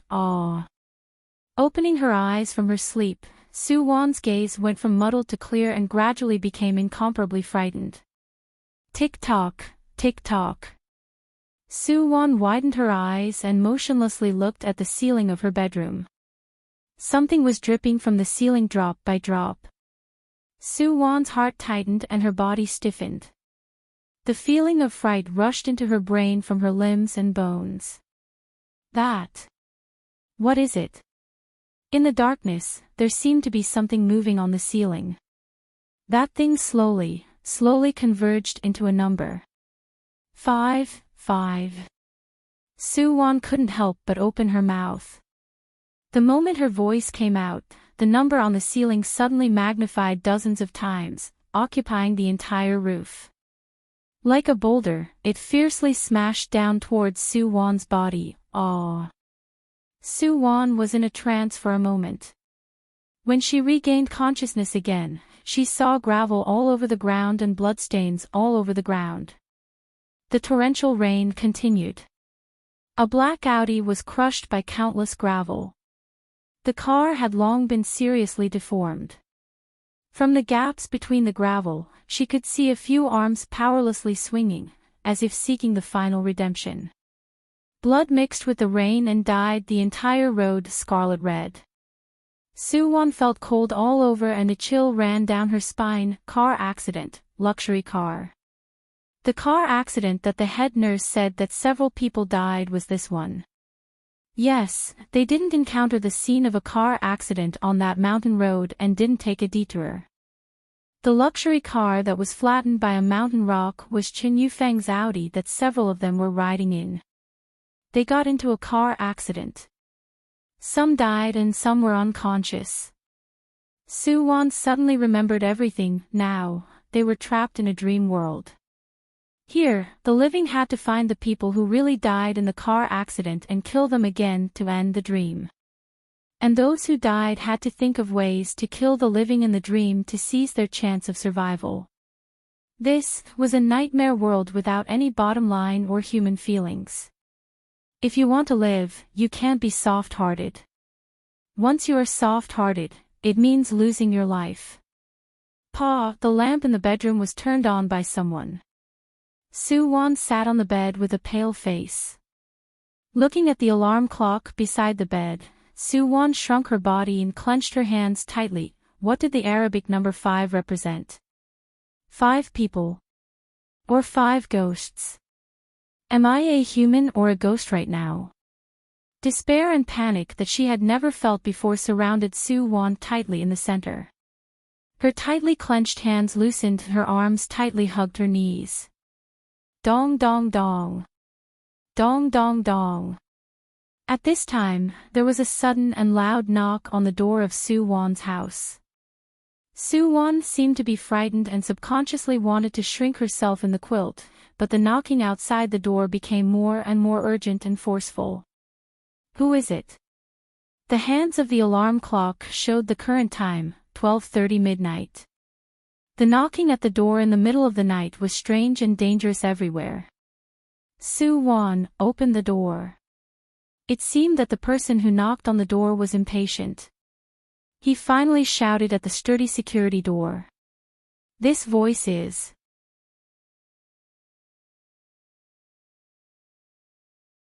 Chapter 26. A familiar voice came intermittently through the door. In this quiet night, it seemed especially abrupt and ear-piercing. Su Wan frantically ran off the bed. She didn't care about wearing slippers and stumbled all the way to the living room. Because she was too flustered, her knee knocked against the glass coffee table in the middle of the living room. But right now, Su Wan didn't have time to care about this. Her fingers trembled as she opened the door lock and saw the familiar figure standing at the door. Without hesitation, she threw herself into that person's embrace. Zi Xian, is that you? Su Wan's voice was full of panic and a pair of slender arms tightly embraced the man in front of her. Su Wan. Zi Xian's voice sunk. It's me, are you alright? When Su Wan heard Zi Xian's question, her eyes immediately reddened. Zi Xian, I'm so scared.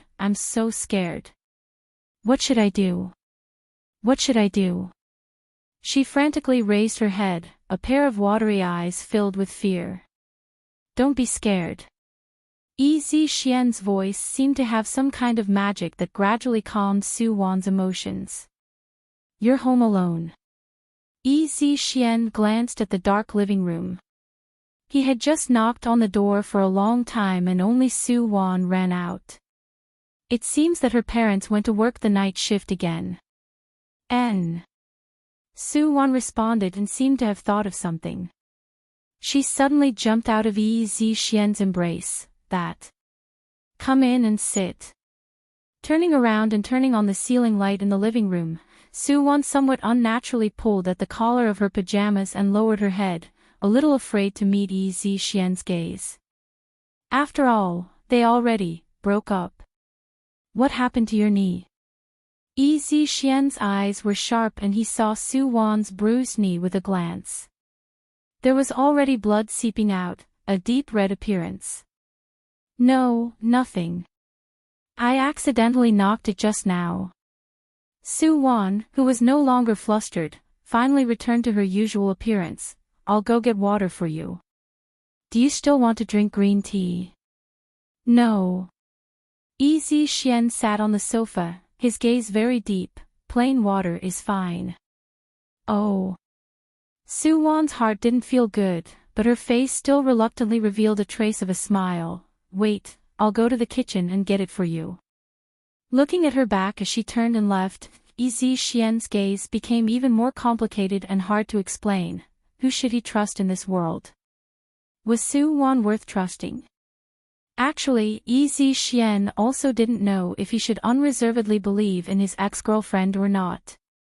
But now, compared to the other people in the dormitory, Soo-won was undoubtedly the most harmless one.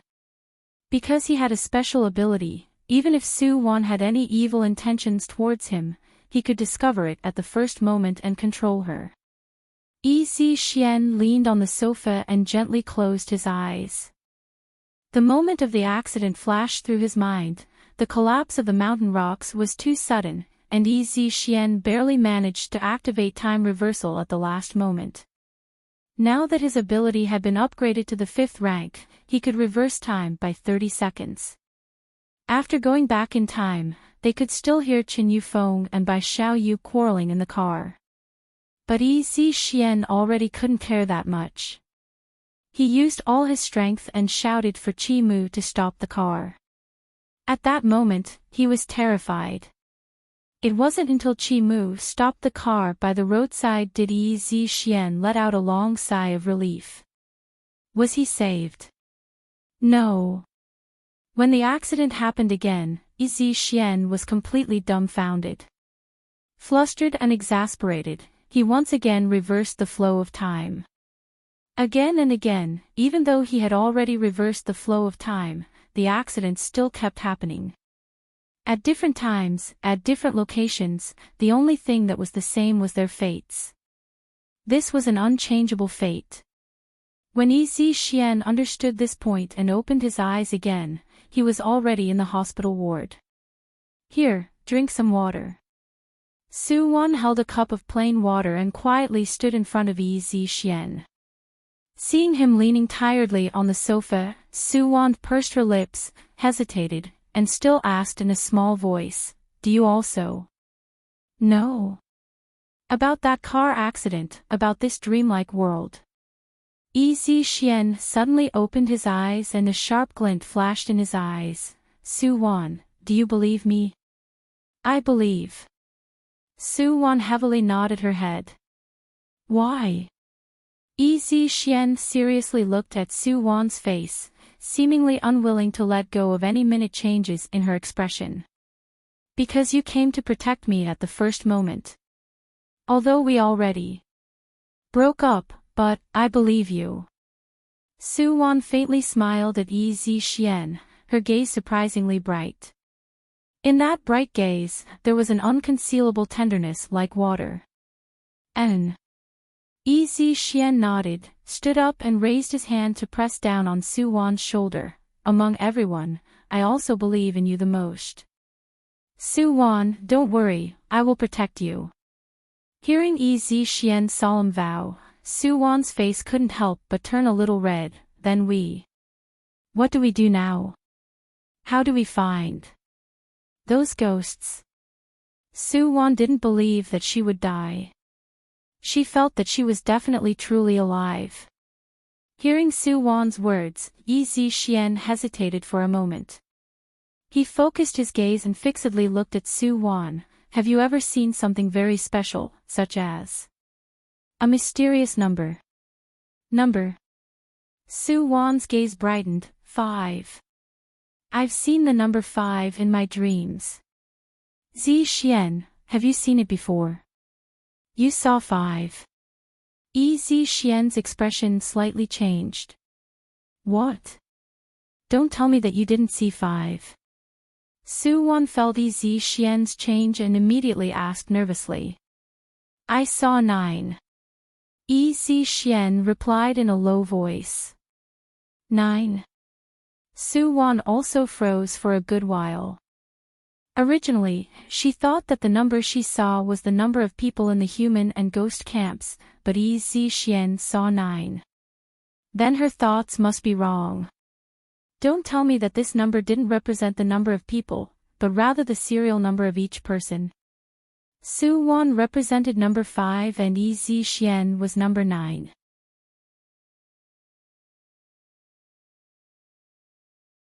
Chapter 28. In the narrow living room, a fresh and pleasant folk song was playing. Although the sound wasn't loud, it could still be heard clearly in this quiet night. Su Wan had already changed out of her pajamas and wore loose sportswear. She sat on one end of the sofa and Zi Xian sat on the other end of the sofa. He was the same as usual, wearing a simple shirt and blue jeans. In the past, Su Wan didn't feel that Zi Xian was very handsome and charming. Although Zi Xian became somewhat different in a short period of time after the two broke up, Su Wan still liked this kind of quiet and calm Zi Xian. She didn't really like the way he showed off his ability. That wasn't the person in her memory. How about you go back and sleep? I'll help you keep watch. Because he knew that this was the world of dreams, Zi Xian had a bold guess. He felt that Su Wan's parents would definitely not appear again and this night had become especially dangerous. So, he decided to stay. But seeing Su Wan accompany him with a tired face, Zi Xian thought about it and still decided to persuade her to go back and rest. After all, Su Wan's physical strength was limited and she basically didn't have any fighting strength. She staying by his side, other than being a trustworthy teammate, she was basically useless. Hearing Zi Xian's words, Su Wan who was on the sofa rubbed her eyes in a daze. It's nothing, I can still persevere. Don't worry about me. You. Zi Xian still wanted to say something but his voice suddenly stopped. He heard the sound of footsteps, especially hurried and heavy. Su Wan also became spirited at this time. She also heard the sound and the footsteps were getting closer and closer. Finally, it stopped. Dong dong dong. Dong dong dong.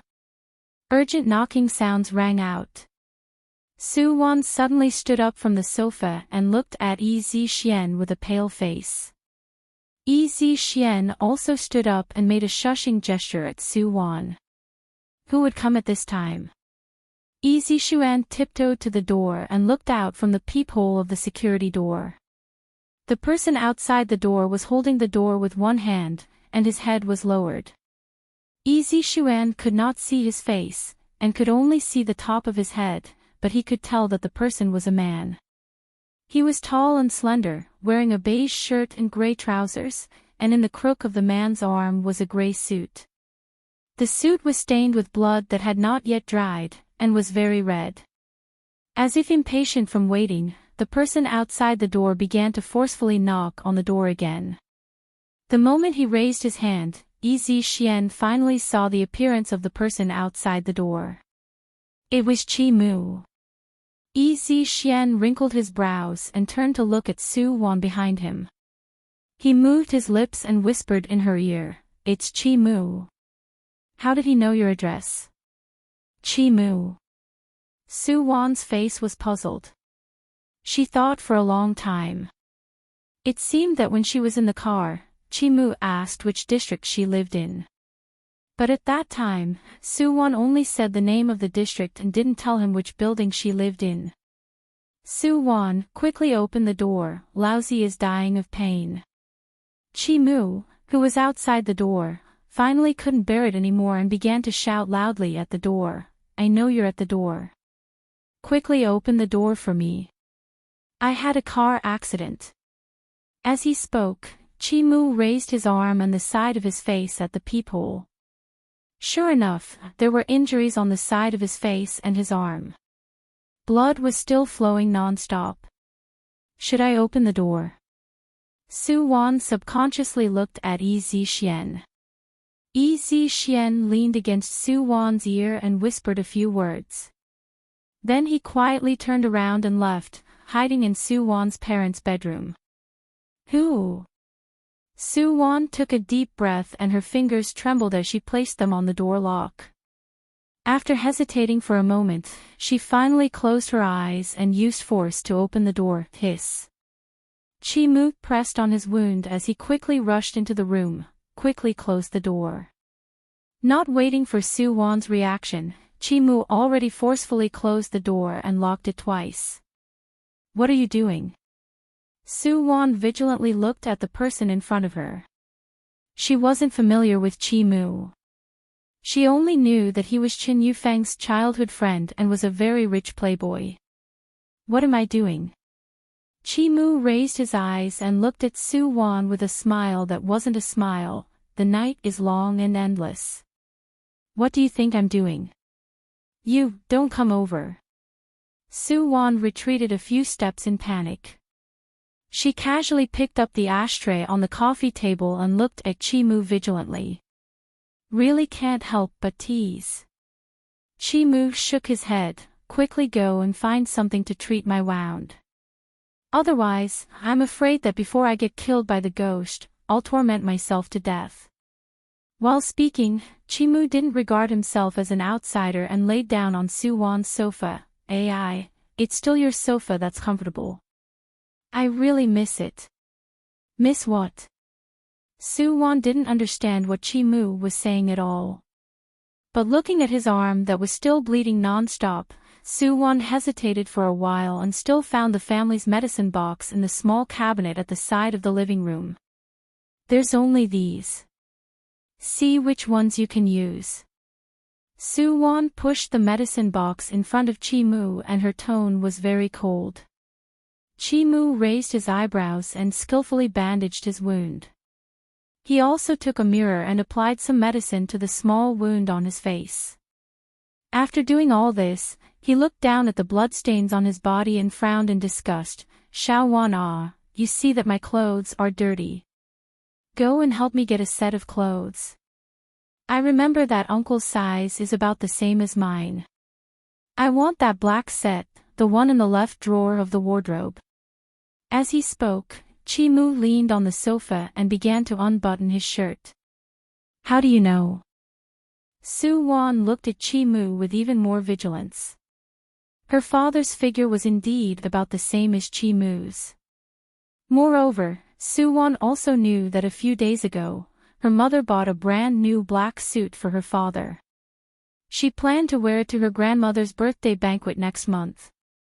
At that time, Su Wan put it in the wardrobe, in the left drawer. I just know. Chi-Mu slightly raised his chin, narrowed his eyes and looked at Su Wan with a smile. Moreover, I know more than this. In short, you'll follow me in the future. You're my woman. I will protect you. What nonsense are you talking about? Hearing Chi-Mu's last sentence, Su Wan's face sank. She subconsciously glanced at the bedroom where Yi Xian was hiding. I'm not familiar with you at all. You say. Did you follow me and investigate me? In the end, what are you trying to do? Hearing Su Wan's words, Chi-Mu wrinkled his brows. His gaze changed from frivolous to complicated and hard to explain. Su Wan, at this time, is there any meaning in continuing to pretend? In the eyes of every ghost, there is another killing number. They will kill people in that order. If they don't kill people in the order of the game, those ghosts will be annihilated. During this period, we have to deduce and even find the ghosts hidden among us according to the number on the surface and the order of the people killed. Su Wan, I can tell you that your actual number is 4 and I'm 5. Before you, 3 people will die, and before the third person dies, you are absolutely safe. We have to find those ghosts during this period. When they are bound by the rules and can't make a move against us, eliminate them. Do you understand what I'm saying? Su-won's eyes were filled with tears as she said this. Chi-mu gently raised his hand and an Arabic number 6 formed by black mist gradually appeared in his palm. You are number 5, I am number 6. In this layer of the dreamland, the rules of the game is to kill people in order. We will know our number in advance, from 1 to 9. It seems very simple, but in fact, this is only the number on the surface. In the eyes of every ghost, there is another killing number. I don't understand. Su-won looked at Chi-mu and imperceptibly took a step back. Why do you know so much? Since you know the rules and know the real number, then, do you also know who the ghosts are? Who is the ghost? This, I really don't know. No, or rather, I should have known before. Speaking till here, Chi-mu's expression was somewhat helpless. Xiao-won, I know that you still don't trust me right now, but you have to believe that I will never harm you. We don't have much time now, really not much. Chi-mu secretly glanced at the number in his other hand that was continuously counting down the time in the palm of his hand. He paid all the price in exchange for a chance to return to this layer of the dreamland. Although most of the memories related to this layer of the dreamland were blocked, he was confident that he could bring Su-won alive and enter the next layer of the dreamland within 3 days.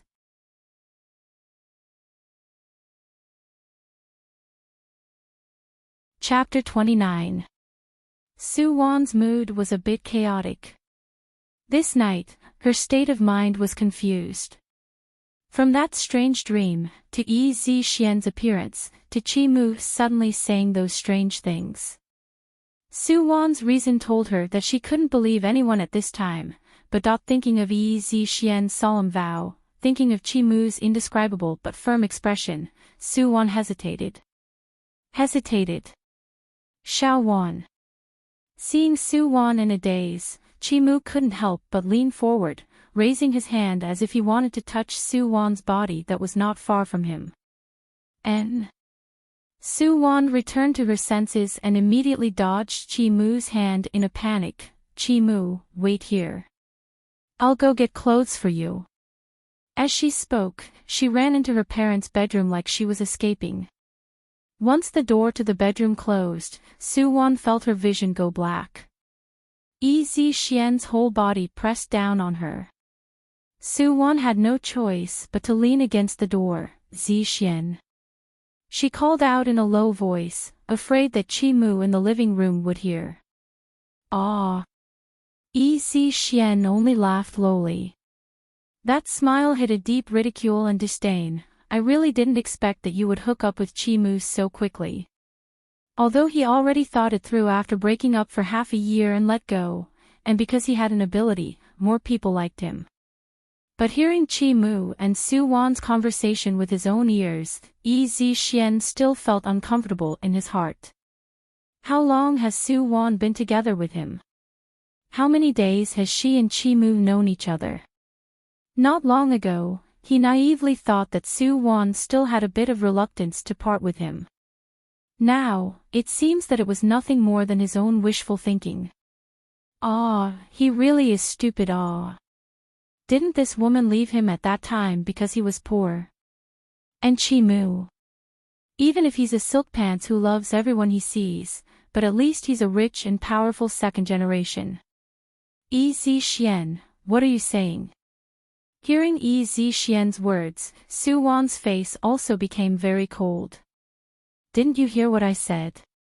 I don't want to repeat it a second time. Yi Zixian retreated a few steps.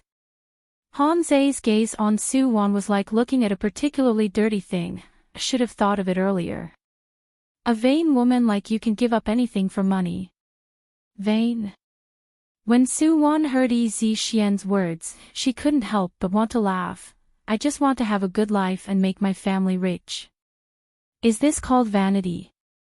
Then what are you called? Is of inferiority or is it? People live in this world for survival and money. What's wrong with liking money? I'm not stealing, robbing, or degrading myself. I just want to find a responsible partner who can make money and give me and my parents a good life. What's wrong with that? Xian, you've always been feeling inferior. You want to go back to the mountains because you shrink back at the sight of this bustling city. Of words. Of Xian's face of one of. Oaf as if he heard the funniest joke in the world, Xian's gaze carried a bit of madness. Su Wan, it's you who has eyes but can't see the golden inlaid jade.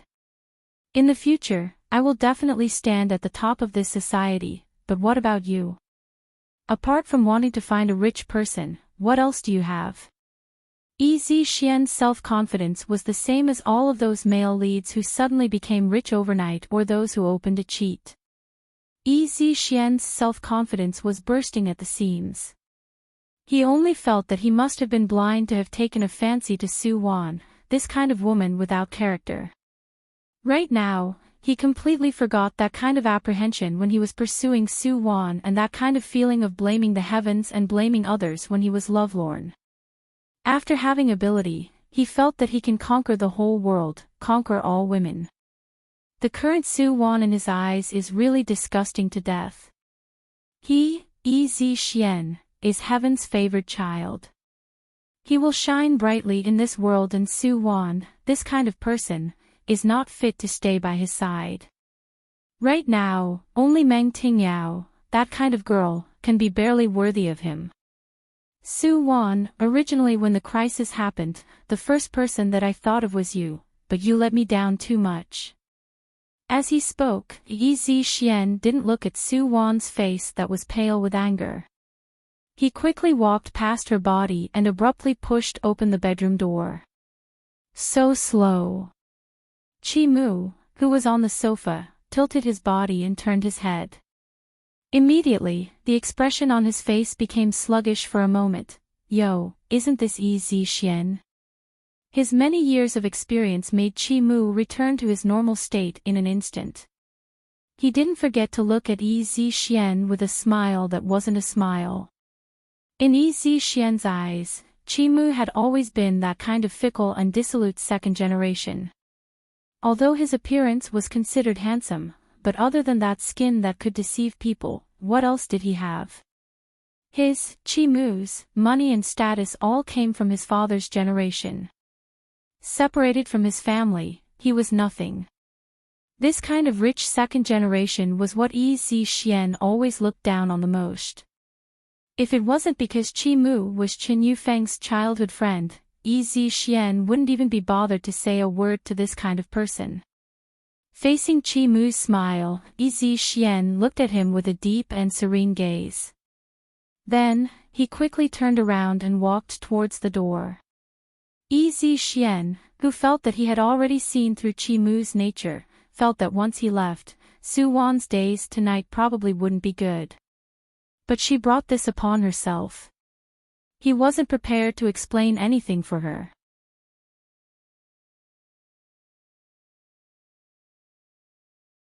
Chapter 30. Xian, how about we make a deal? Chi Mu's voice was lazy. Xian didn't need to turn his head to imagine first young Master Chi's aloof appearance right now. Not interested. Xian already unlocked the door and his hand was on the doorknob, as if he was about to open the door and leave. Don't you want to know what your real serial number is? Chi Mu's voice was heard again, carrying a lot of certainty. Xian's leaving figure paused for a bit. Why should I trust you? Although he really wanted to know the answer, was Chi Mu really worthy of trust? How much he said was true and how much was false, other than himself, no one knew. You can also choose not to believe me. No one is forcing you, but... Chi Mu, who was on the sofa, lightly turned his body. Being together with us is undoubtedly the safest. Whether you choose to form an alliance with us or choose to fight alone, everything is up to you. Of course, if you feel that you can't bear to see me and Xiao Wan showing affection in front of you all day, then I also can't do anything about it. Who let me love her so much? I can't live without her. Go to hell. Su Wan, who had returned to the living room, happened to hear Chi Mu's last sentence. She forcefully threw the suit in her arms at Chi Mu's face and ruthlessly scolded him. Hitting is affection, scolding is love. I know you love me. Chi Mu pulled down the clothes on his face and gave Su Wan a roguish smile. Shameless. Su Wan glared at him and turned to see Yi Xian at the door. Her face became even colder. Why haven't you left yet?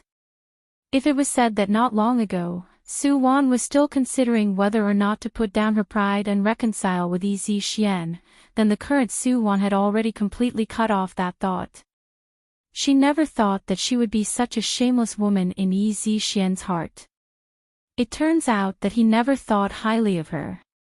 A real man, if he truly liked a girl, even if they parted ways in the end, even if that girl abandoned herself, he would only feel a bit regretful. He wouldn't be like Yi Xian, childishly and conceited, and hurt people. After all, he had once truly loved her. Turning his head like this and degrading people to nothing, was he really a man? Su Wan was truly bitterly disappointed.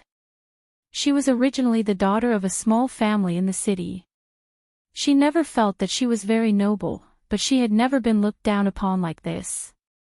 Hearing Su Wan's cold words and turning his head to see her looking at him with a wounded face, Yi Xian couldn't help but sneer in his heart. Was she acting in front of Chi Mu? He acted as if he was a heartless man who had hurt her. At this very moment, Yi Xian suddenly did not want to leave. His gaze fell on Chi Mu's body. At this moment, our young Master Chi was changing clothes on the sofa as if there was no one else present. The shirt that was stained with blood had long been thrown on the floor by him. Chi Mu, it's not impossible to cooperate with you, but your chips aren't enough. Yi Xian's tone and gaze were full of confidence. He had a life-saving ability, and his entire person became very confident. Yi Xian. Chi Mu fixed his eyes on Yi Xian. This Yi Xian was indeed problematic. Chi Mu remembered that Qin Yufeng once described that Yi Xian to him. That was a child who looked very cheerful and lively, but in reality, his heart was very fragile and self-abased. The other brothers in the dormitory always took his feelings into consideration and never had any conflicts with him. This kind of Yi Xian suddenly became full of confidence and looked down on everyone. Who gave him this kind of confidence? Chi Mu looked at Yi Xian with interest. Just now, I forgot to tell Xiao Wan that every living person who is killed by a ghost will directly become a ghost. In other words, our enemies are constantly increasing.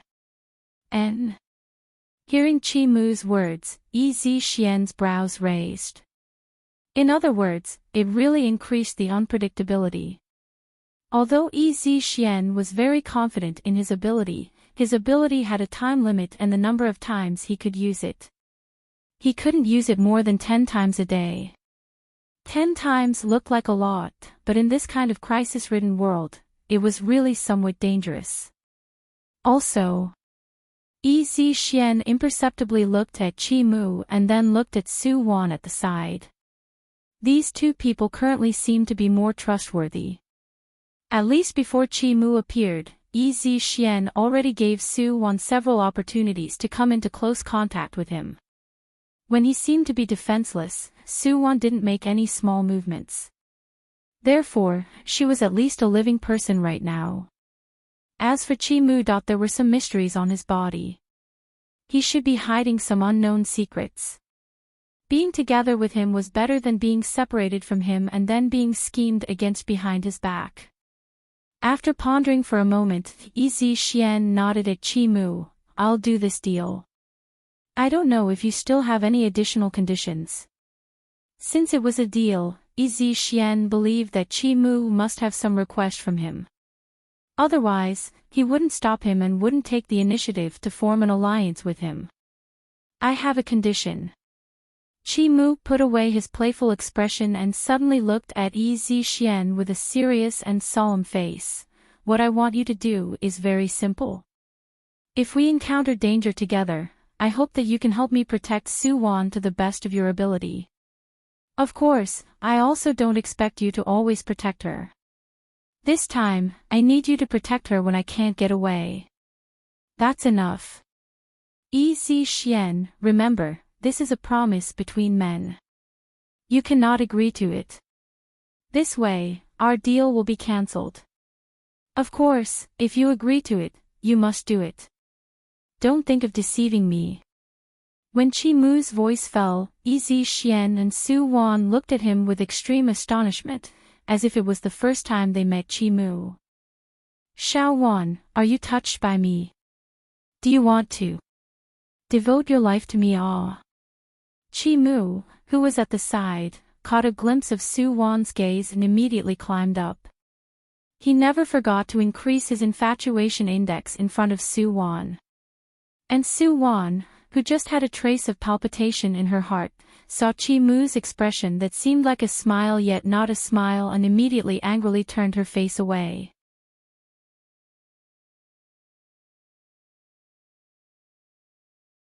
Chapter 31. The night was long and dangerous. The three people who temporarily formed an alliance gathered in the living room of Su Wan's house, not feeling sleepy at all. Time was still passing by minute and it was going to be 3 in the morning soon. It's coming. Qi Mu already wore a white shirt and a black suit.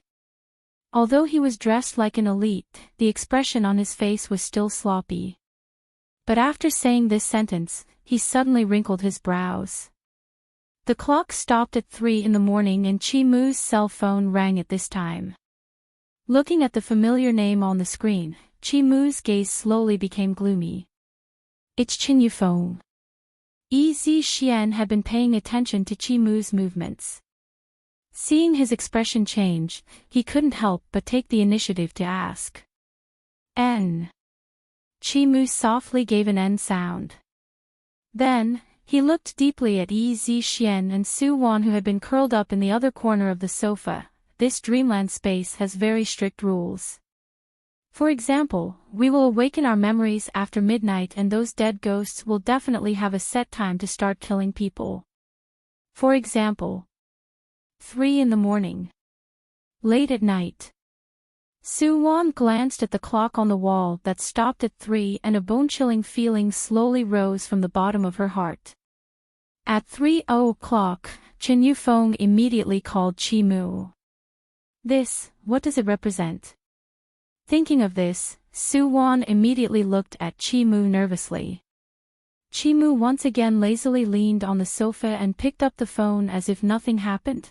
Ah Feng, is something the matter? Qi Mu, where are you? I had a nightmare. I want to talk to you. On the phone, Qin Yufeng kept gasping for breath. It was very clear that he still hadn't recovered from the dream. I'm outside right now. You go to my villa in the western suburbs and wait for me. I'll go back immediately. Saying this, not waiting for Qin Yufeng to respond, Qi Mu already hung up the phone. Playing with the phone, Qi Mu flicked his suit and slowly stood up. Let's go. We'll go meet him. You can do it. Seeing Qi Mu's calm appearance, Yi Xian couldn't help but ask. Why can't I do it? Speaking till here, Qi Mu's gaze deepened as he turned to look at Su Wan. If Fang Tian isn't a person, Xiao Wan, remember not to be soft-hearted. Fang Tian, Su Wan's heart moved. She thought of her best friend. That girl was so timid. She would be fine, right? But why hasn't that coward contacted me since 12:30 a.m.? Su Wan was somewhat flustered. According to Fang Tian's personality, if she knew that she was in such a strange and dangerous dreamland, shouldn't she seek help from others at the first moment? Could it be that she was all ready? Su Wan didn't dare to think further. She could only muddle-headedly go downstairs under the protection of Yi Xian and Qi Mu. Chi Mu's car was still parked downstairs, but one side of the car door was completely dented. Seeing the broken car door, Chi Mu helplessly shrugged his shoulders. I was too anxious when I came and there was an accident. But you can rest assured that my driving skills are absolutely very powerful. It was so awesome that everyone got into a car accident. Suwon didn't say anything. Actually, she also knew that the car accident wasn't Chi Mu's fault. Wasn't it because they were too unlucky? Not only did he encounter a car accident, but he was also pulled into this world of dreams. The three people finally got into the car. Chi Mu drove the car, thinking about his villa in the western suburbs. At this time, in a high-class residential area in the city center, Fong Tian was wrapped in a black trench coat and blindly followed behind a person.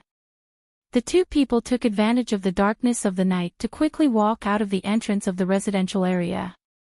That figure suddenly stopped. Fong Tian, who was behind him, didn't expect it and directly bumped into that person. His body was very cold. Qin Lu. Fong Tian's face reddened. Are you okay? I'm fine. Qin Lu's voice was very low and the cold air on his body was even more intense. Your body is very cold. How about I return the trench coat to you? Fong Tian nervously and shyly wanted to pull the trench coat off her body, but was stopped by Qin Lu who was beside her. I'm not cold. Your body isn't good, so we're at first. Let's take a taxi and go find Suwon. NN. As soon as he mentioned Suwon, Fong Tian's eyes brightened again. Actually, when she woke up from the nightmare, she thought of contacting Suwon. But as luck would have it, when she dialed the number, she directly connected to Qin Lu's cell phone. Perhaps, only in this kind of crisis can one truly see through one's heart. In the wee hours of the morning, the streets were especially empty. Just when Fong Tian thought that they wouldn't be able to get a taxi, a pure black taxi stopped in front of the two people. What a strange taxi.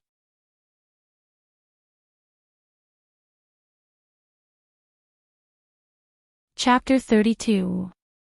The western suburbs of Sea City were surrounded by mountains and rivers.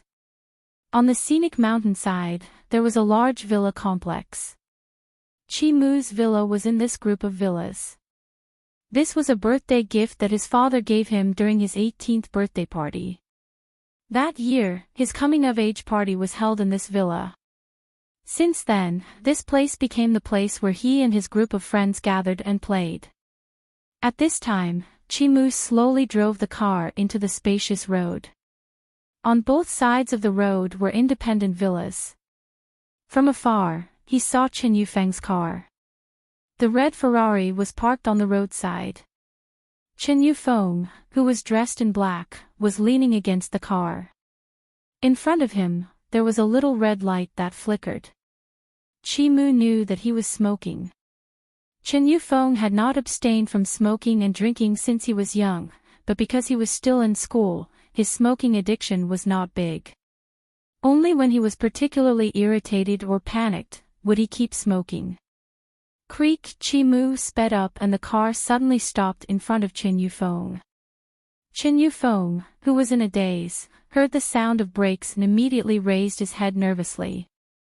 He saw Chi Mu slowly walking down from the car. Fuck, Feng, you're not sleeping in the middle of the night. What do you want to do by calling me out? As usual, Chi Mu put one hand on the car door and the other hand unbuttoned his suit. His face was in a bad mood. Chen Yufeng did not speak. The smoke made people unable to see his expression clearly. Why is she in your car? Chen Yufeng saw Suwon sitting in the front passenger seat. As for Yi Xian, who was lying in the back seat, he naturally could not see him.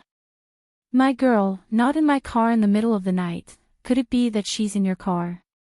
Chi Mu raised his hand and knocked on the car window. Xiao Wan, get down. Suwon hesitated and unwillingly got off the car. Chen Yufeng stared at Su Wan and then looked at Chi Mu with a deep meaning. "Ah Mu, you're good ah. You got her so quickly." As soon as she heard Chen Yufeng's words, Su Wan's face became even darker. Chi Mu had a complacent smile on his face. He strode in front of Chen Yufeng and used his body to block Chen Yufeng and Su Wan's line of sight. "Ah Feng, are you envious? Do you want this older brother to teach you a few more moves? Haven't you always been pestering that Meng Tingyao?" Hearing Meng Tingyao's name, Chen Yufeng just froze for a moment. He took the cigarette and took a deep breath. Then he looked at Chi Mu with a serious face and said, "Chi Mu, you also had that dream, right? I know who the ghost is. Let's kill her together, okay?" At the end of his speech, Chen Yufeng's hand that was holding the cigarette was trembling. "Who?" Chi Mu raised his hand and threw away the cigarette between Chen Yufeng's fingers. Then he put one hand on Chen Yufeng's shoulder and stared at his face. "Do you know who it is?" Yes, Chen Yufeng seemed to have made a great decision. A ruthless color flashed in his eyes. "It's Bai Xiaoyu." "Bai Xiaoyu." Su Wan. Su Wan. Fang Tian knocked on the door of Su Wan's house for a long time and shouted for a long time. In the end, there was no sound in the room. In the end, Fang Tian's voice was somewhat choked with sobs. "Qin Lu, what should we do? I can't get through to Su Wan's phone either. Do you think something has happened to her?" "Something has happened. It shouldn't be that fast." Qin Lu seemed to have thought of something. He suddenly lifted his foot and kicked open the door of Su Wan's house. This Fang Tian was stupefied. Qin Lu walked to the living room as if there was no one else present. He saw the set of clothes with blood scattered in the living room. Qin Lu's eyes flashed. "Ah! There's blood." Fang Tian, who came in later, saw the clothes on the floor and couldn't help but shout, "Oh no! Oh no! Su Wan must have met with danger. Qin Lu, quickly think of a way to save her ah. She should still be alive for the time being." Qin Lu crouched down and carefully looked at the expensive suit and shirt. Among the 9 of them, only Chen Yufeng and Chi Mu could afford to wear this set of clothes. Could it be? Chi Mu came. For a moment, Qin Lu's gaze flickered. He hesitantly took out his phone, hesitating whether or not he should give Chi Mu a call to confirm. And at this time, Chen Yufeng's eyes widened as he looked at Chi Mu, who was in front of him in disbelief. Chi Mu's hand was holding a sharp dagger. At this moment, the dagger had accurately pierced Chen Yufeng's body. "Chi Mu, you. Chen Yufeng's hand that was stained with blood stiffly wanted to grab Chi Mu's hand, but at this time, Chi Mu pushed the dagger in his hand away. "I know you're a ghost." Chi Mu leaned on Chen Yufeng's ear and said in a low voice, "If I didn't guess incorrectly, Bai Xiaoyu is serial number 1, right?" Serial number 1, according to the rules of this world, all ghosts' first target was Bai Xiaoyu. After Bai Xiaoyu died, they could go and kill the second serial number 1 target. I. In the end, Chen Yufeng looked at Chi Mu as if he wanted to say something. He seemed to have obtained relief. He opened his mouth and finally closed his eyes. The blood that clearly flowed all over the ground actually slowly decreased until it disappeared. Chen Yufeng died. No, perhaps it should be said that Chen Yufeng disappeared. It had disappeared completely. If it wasn't for that eye-catching Ferrari still parked at the side, Su Wan would even doubt whether Chen Yufeng had really appeared before. "You killed him." Seeing Chi Mu turn around and calmly walk towards her, Su Wan subconsciously retreated half a step. "You're scared." Chi Mu looked at Su Wan and raised his eyebrows. "He wanted me to help him kill Bai Xiaoyu. I think Bai Xiaoyu should be serial number 1. Su Wan, you have to be clear. If I was serial number 1, I'm afraid Qin Yufeng would not hesitate to make a move against me. While speaking, Chimu had already walked in front of Su Wan. Su Wan, in the face of life and death, everyone will choose to protect themselves. This is human nature. It has nothing to do with morality. If we can't even protect ourselves, then we might as well not be human anymore. Human nature. Su Wan gently turned around. That's right, if it was her, between her own life and someone else's life, she would not hesitate to choose to protect herself, right? After all, everyone wants to live. Returning to the car, Ezi Xian was sitting in the back seat to rest. He actually didn't expect Chimu to be so straightforward. On the way here, Chimu had him hide. Ezi Xian thought that Chimu needed his help. Now it seems that he was only lowering Qin Yufeng's vigilance. Su Wan and Chimu were alone together in the middle of the night. It wasn't strange for a man and a woman to be alone. But if he was also in Chimu's car and was seen by Qin Yufeng, he would definitely be suspicious. He didn't expect this dandy young master to be so meticulous. Ezi Xian's evaluation of Chimu unconsciously changed. His vigilance towards him also became higher and higher. Where are we going now? Are we going to find Bai Xiaoyu? Seeing Chimu start the car, Ezi Xian couldn't help but ask. Bai Xiaoyu. Chimu nodded. I hope she's still alive. Serial number 1. Su Wan subconsciously tightened her seatbelt. Qin Yufeng could think of finding someone to kill Bai Xiaoyu, then what about the other ghosts? Did they already make a move? Just like how Chimu was worried, Su Wan was also very worried about Bai Xiaoyu's situation. At this time, Bai Xiaoyu was indeed like what everyone was worried about. Her situation was worrisome. In the narrow alley, Bai Xiaoyu covered her injured arm and ran all the way, leaving a long and thin trail of blood behind her.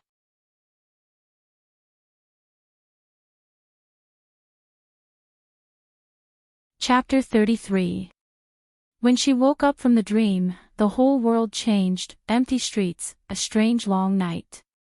Meng Tingyao clenched the knife hidden in her sleeves and quietly walked alone on the quiet street. She didn't know where to go. The servants in the house seemed to have disappeared overnight. The whole house was frighteningly quiet. When the clock stopped at 3:00, Meng Tingyao's heart was even more flustered. She left the house alone. Before she left, she picked a knife that wasn't too big but looked very sharp in the kitchen and hid it in her sleeves. What should she do? Who should she believe? Meng Tingyao remembered that she always carried her phone with her. At this time, she actually didn't know who to contact. Perhaps it was because of her noble birth. Meng Tingyao had always been a goddess in everyone's mind, elegant and inviolable.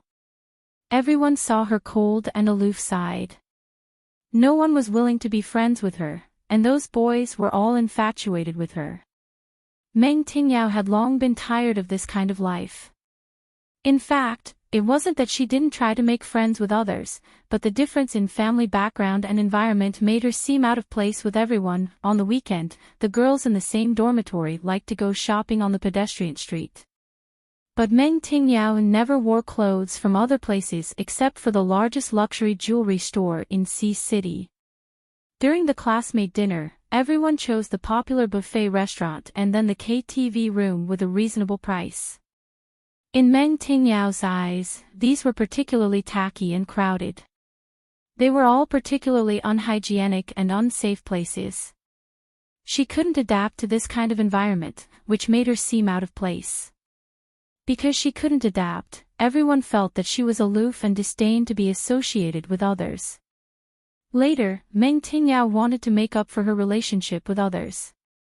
She also learned to treat others to a Western restaurant for a meal. But later, others said that she looked down on others and deliberately bullied them. Meng Tingyao had always been unable to understand these. She was used to clothes with taste and style. She looked at those clothes from small brands and simply looked down on them. What was wrong with her? She never looked down on people who wore clothes from small brands. She didn't even mind that her friends only wore clothes from street stalls that cost less than 100 yuan. However, she didn't mind, but others always minded. Meng Tingyao knew that there was a phrase in this world called, hate the rich. In some people's eyes, whatever the rich do is wrong. Whatever they buy is just putting on airs. Perhaps no one was willing to help her now. No one would believe in themselves. As Meng Tingyao thought like this, bitterness unconsciously spread from the bottom of her heart. Help! Help! Right at this time, Meng Tingyao suddenly heard intermittent cries for help coming from the alley not far away. Who was it? Meng Tingyao hesitated, but in the end, she couldn't help but be curious and quietly walked over. The alley was very dark. Meng Tingyao could only vaguely see the silhouette of two people. It seemed to be a man chasing a woman. What was worth noting was that the man was holding a knife in his hand. The body of the knife was still reflecting white light. He's left-handed. Meng Tingyao took a deep look at the man's left hand that was holding the knife. Gradually, that woman already ran close to her. She still didn't give up and continued to call for help. Help! Someone come quickly! Someone save me! It was already so dangerous, but the woman's voice did not tremble at all, and this slightly androgynous voice was so familiar. This is... Meng Tingyao's body suddenly froze. She could tell that it was Bai Xiaoyu's voice. Bai Xiaoyu! Almost in an instant, Meng Tingyao shouted and rushed out. Although after several efforts, Meng Tingyao didn't become true friends with Bai Xiaoyu and the others, but after staying in the same dormitory for so long, everyone still had some feelings. Meng Tingyao couldn't remain indifferent at this time. Moreover, she knew even more clearly that if she didn't save Bai Xiaoyu, then the next one to die might be herself. The figure that was chasing each other froze for a moment the moment Meng Tingyao appeared. Meng Tingyao! Meng Tingyao, quickly save me! Bai Xiaoyu seemed to have grabbed onto the last straw. After a brief daze, she suddenly rushed towards Meng Tingyao's direction. And the man who had been chasing behind her hesitated at this moment. After that, he actually changed his direction and quickly escaped. Bai Xiaoyu's expression changed. Bai Xiaoyu! Right now, Meng Tingyao's palms were all sweaty. Seeing that that person actually left by himself, she breathed a sigh of relief. After that, she immediately greeted Bai Xiaoyu, "You're injured." Meng Tingyao's palms touched the wet and slippery bloodstain. Her movements stiffened for a moment. "Fortunately, I won't die. Fortunately, this Mrs. Foundation is good." Although Bai Xiaoyu, who grew up in the society, was strictly prohibited by Boss Bai from contacting the brothers in the society, she still secretly learned some martial arts. Bai Xiaoyu, who was finally out of danger, leaned to the side. She dealt with the wounds on her body with ease and familiarity while raising her eyes to look at Meng Tingyao. "It's really all thanks to you. Meng Tingyao, why are you here?" Meng Tingyao took a deep breath and raised her eyes to look at the direction that person just escaped. "Bai Xiaoyu, you should also know what kind of situation we're in right now. Just now, that person who wanted to kill you, who was it? Is he a ghost?" Ghost? Here, there was no difference between ghosts and people.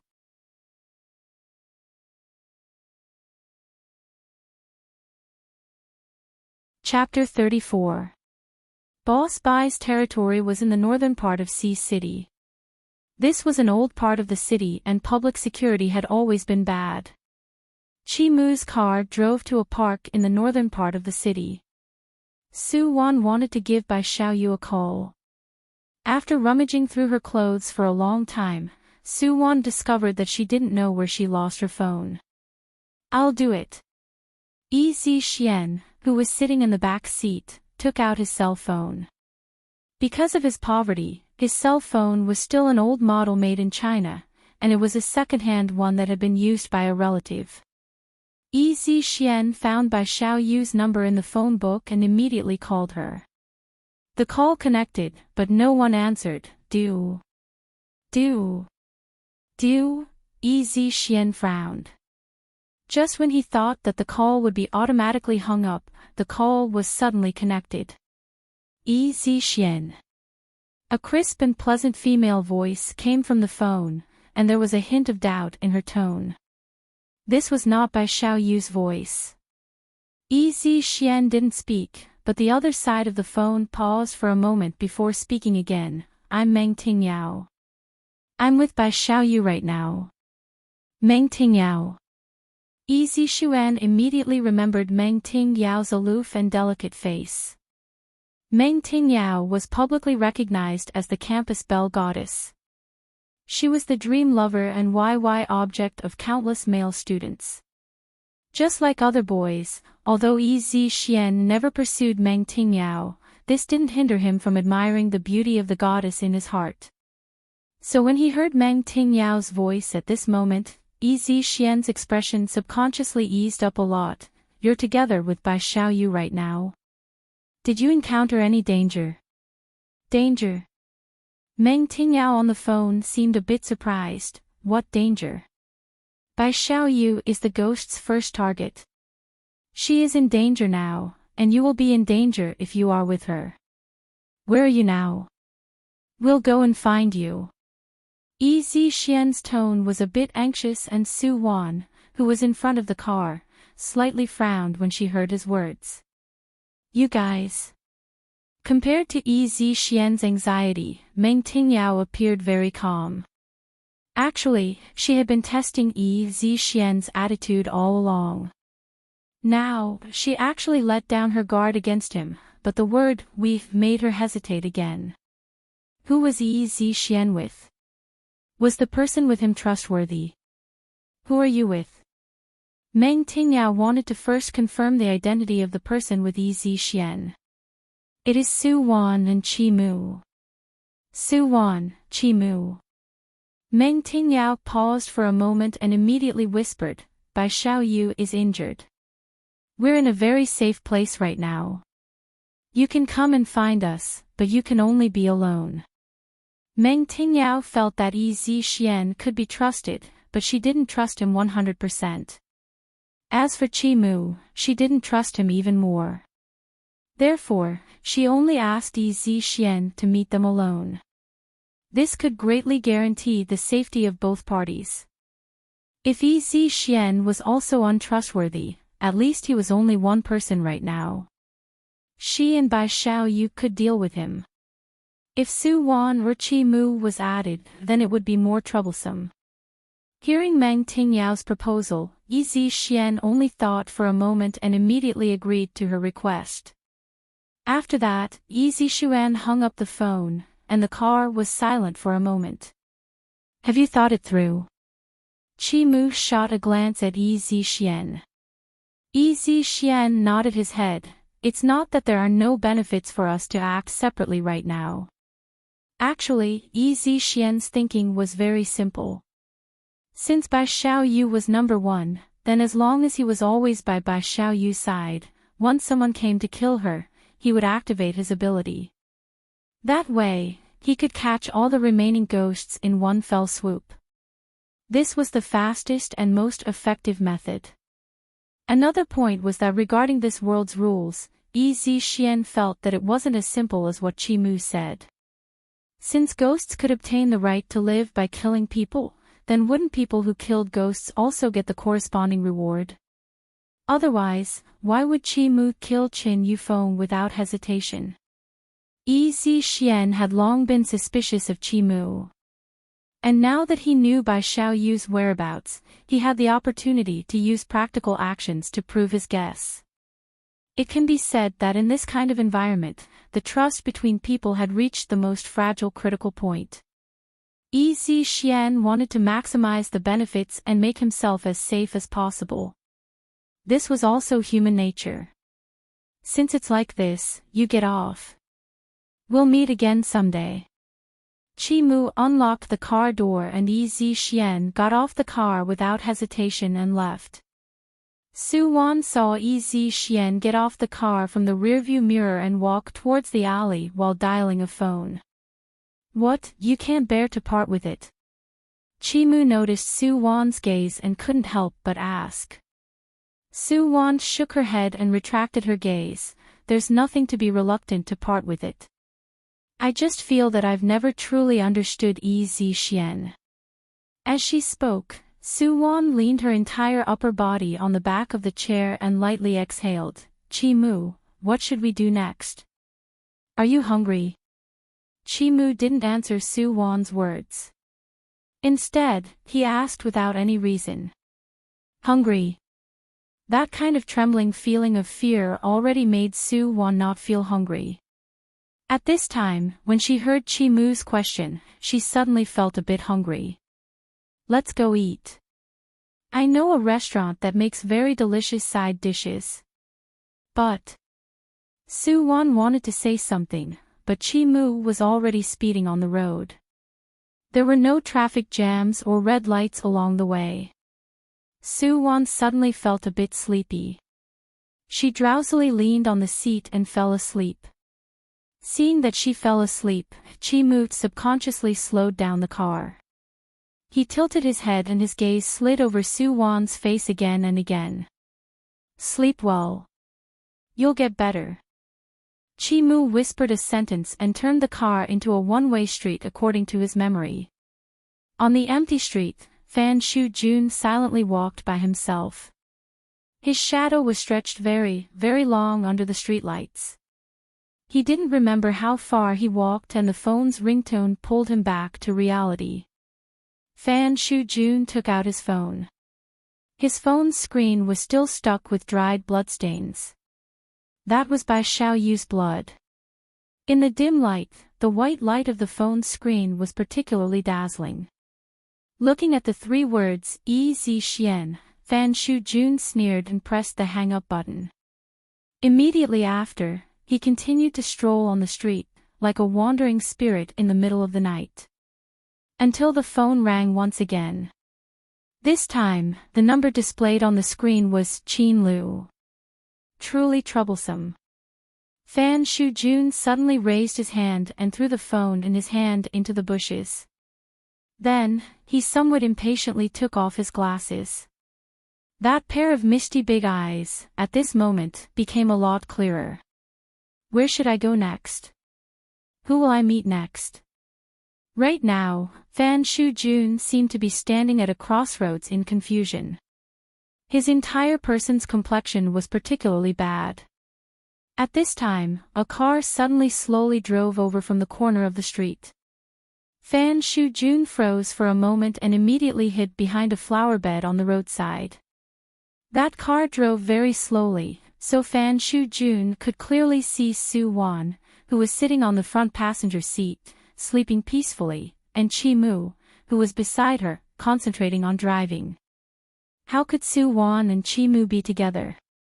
Fan Shu-jun was a bit puzzled, but in the next second, his whole body stiffened. A blood-stained hand suddenly rested on Fan Shu-jun's shoulder and the smell of blood assaulted his nostrils. Don't be nervous, it's me.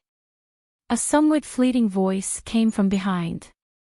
Fan Shu-jun's taut nerves immediately relaxed. Why are you here? Who injured you?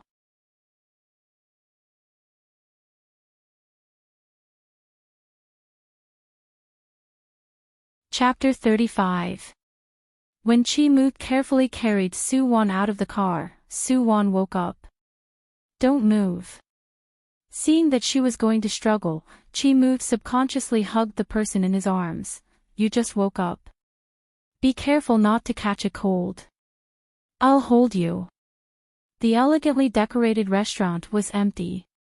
The lights in the hall were lit, but there wasn't a single guest and there wasn't a trace of any service staff. Chi-Mu carried Su-Wan to a private room and gently placed her on the innermost seat. I used to come here often. I'll go to the kitchen to see if there's anything to eat. You rest here for a bit. Seeing Chi-Mu's departing back, Su-Wan stared blankly for a while. When Chi-Mu came back with a few dishes, Su-Wan was still in a daze. Eat. Chi-Mu put the food on the dining table in front of Su-Wan. 2 fragrant stir-fried dishes were still steaming. Su-Wan smelled the aroma of the food and came back to her senses. She saw Chi-Mu standing at the side. The cuffs of his shirt were casually rolled up and there was a faint smell of smoke from the kitchen on his body. You made it. Su-Wan looked at Chi-Mu with some surprise and disbelief. Chi-Mu smiled, revealing 8 white teeth. It's been a long time since I personally cooked. Have a taste and see if it's delicious. I was afraid that you'd be too hungry, so I simply fried 2 dishes that are easy to cook. As he spoke, Chi-Mu attentively helped Su-Wan scoop the rice and took the chopsticks. Su-Wan hesitated and took a bite. The taste was surprisingly delicious. I really didn't expect that you would actually cook. Su-Wan put down the chopsticks and looked at Chi-Mu with flickering eyes. Coming out of the living room and working in the kitchen. This is the model of a good man. A man who can't cook is not a good husband. Chi-Mu said while attentively adding food to Su-Wan. You eat more. Only when you're full will we have the strength to deal with them. Su-Wan smiled and softly said to herself, I found out that this person, is actually really not bad. What did you say? The smile on the corner of Su-Wan's mouth had yet to disperse when Chi-Mu was caught off guard and moved closer. His cheek was almost sticking to her face. The 2 people's breaths intertwined and Su-Wan's face turned red. Why are you leaning so close? She panicked and wanted to turn around. As a result, because she was sitting on a chair, her center of gravity was unstable and she fell along with the chair. Xiao-Wan. Chi-Mu's hands were swift and almost instantly pulled Su-Wan. Then, Chi-Mu hugged Su-Wan and fell to the ground. Fortunately, he had been protecting Su-Wan in his arms, so Su-Wan was not injured. Chi-Mu. When he fell down, because Chi-Mu hit the corner of the chair, the wound on his arm split open and bled a lot. Her fingers touched those bright red and warm bloodstains and Su-Wan immediately became anxious. She turned over and sat on the side and anxiously called Chi-Mu's name. Chi-Mu, what happened to you? Wake up. Wake up. Unknowingly, Su-Wan's eyes reddened and drops of hot tears fell on Chi-Mu's face. Chi-Mu, who had kept his eyes closed without any reaction, finally slowly opened his eyes. Xiao-Wan, do you love me? Chi-Mu looked at Su-Wan's reddened eyes. On one hand, he strenuously lifted his hand to wipe away the tears on her face. On the other hand, he eagerly looked at her, hoping to get an affirmative answer from her. Love? Even if it was just a little. Su-Wan's expression was somewhat at a loss. She stared blankly for a moment and then dared to look straight into Chi-Mu's eyes. Chi-Mu, then do you love me? Why are you so good to me? She didn't remember having any close contact with him. The 2 of them only met twice. The trip before the accident was also their first meaningful chat. Su-Wan couldn't figure out the reason why Chi-Mu did this. Love at first sight. That was absolutely impossible. Meng Tingyao, that kind of girl, was the object of men's love at first sight. Although Su-Wan was confident in her looks, she wasn't narcissistic enough to think that Chi-Mu would fall in love with her at first sight. Then, in the end, why? Actually, this wasn't the first dream we experienced. Of course, it wasn't the last one either. Chi-Mu's gaze was somewhat complicated.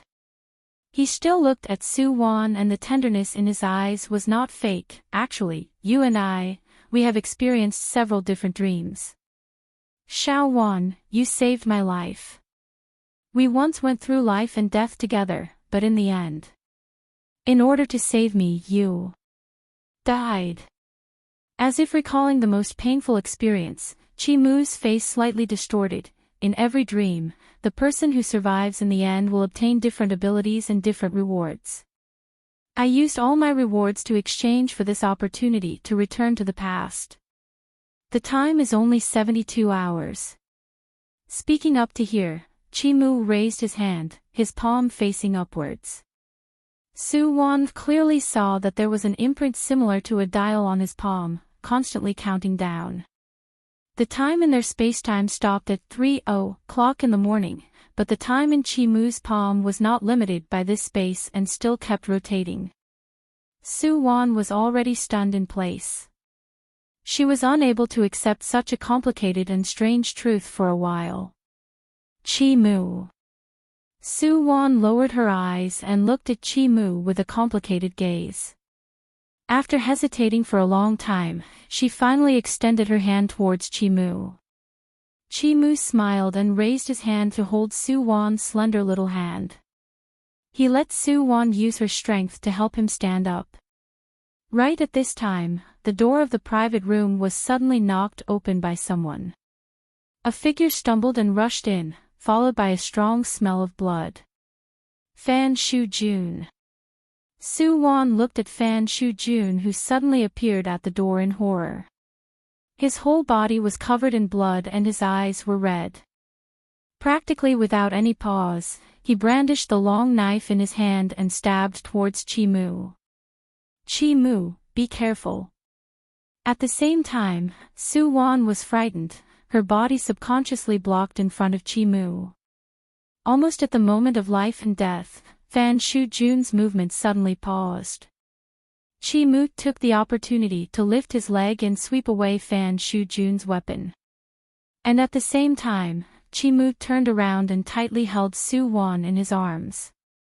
This was the first time the two people were so close, so intimate. Xiao Wan, no. Chi Mu's body suddenly froze. He looked at Su Wan in his arms in disbelief. Su Wan's face was still leaning against Chi Mu's chest, as if she was listening to his heartbeat. There's no heartbeat. The soft female voice carried a trace of careless laughter.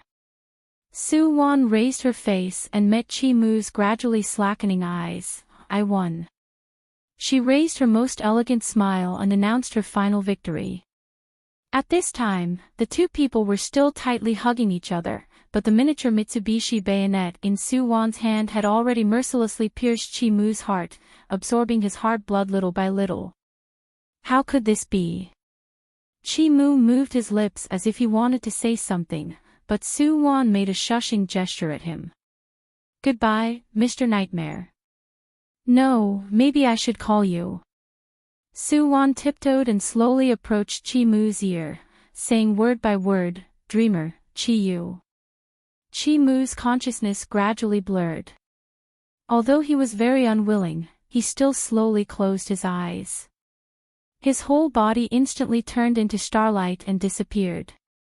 Lost Time Space, Plane Restorer Headquarters, Executor Connection Warehouse Number 3, Chi Yu slowly opened his eyes.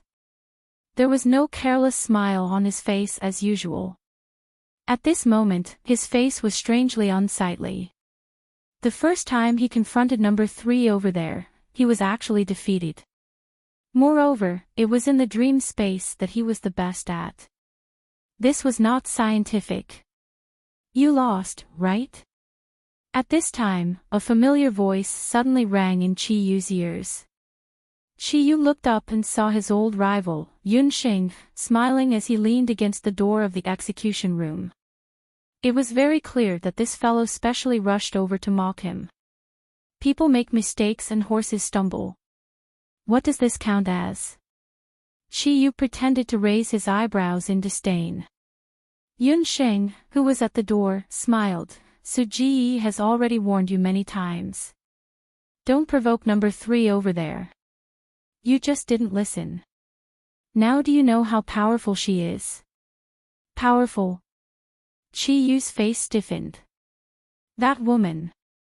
Until now, Chi Yu still didn't understand. It was clearly in his own dream space. Everything was under his control and surveillance. How did that woman disguise herself and didn't reveal the slightest flaw? This was not realistic. Among all the mission enforcers that Chi Yu knew, other than their number one Su, no one could disguise themselves so flawlessly in front of him, the dreamer. Don't tell me that woman also has that thing like Suji. No, absolutely impossible. Chi Yu denied his own guess, but his heart became more and more confused. Seeing him racking his brains, Yunxing on the side seemed to be somewhat unable to bear it. He sighed and faintly said, I have been at Suji's side for the longest time, so there are some things that I know that others don't. Regarding number 3 over there, in fact, she and Suji used to be. Yunxing's words hadn't finished when he was suddenly interrupted by a commotion. It's rising again, rising again. The point list has changed again. That newcomer actually directly rushed into the top 10. Is he really a madman? Your mother, I have never seen such a crazy newcomer. How can we old people endure awe? The commotion became more and more ear-piercing. At this time, Chi Yu had already walked to the door and curiously looked at the point list floating in the air not far away. What happened? Seeing his blank expression, Yunxing forgot the topic just now and turned to Chi Yu with a gloating smile. Oh, that's right, I almost forgot to tell you. During the time you were doing missions, Suji received an incredible newcomer from a collapsed plane. That guy's perception is off the charts, his martial strength is off the charts, and even his IQ completely surpasses mortals. TSK, this newcomer is especially vigorous. Usually, he doesn't put Suji in his eyes, doing missions like crazy. Now, he has already become our department's upstart. Perhaps one day he will replace your position. So crazy. Chi Yu couldn't help but be speechless. A newcomer directly rushed into the top 10. How many missions did he do in the end? Is this still a person? Chi Yu didn't dare to imagine what kind of existence this person was. This kind of speed would break Suji's record for many years, right? For a moment, Chi Yu also forgot the worry of being defeated. On the contrary, he looked at Yunxing in high spirits.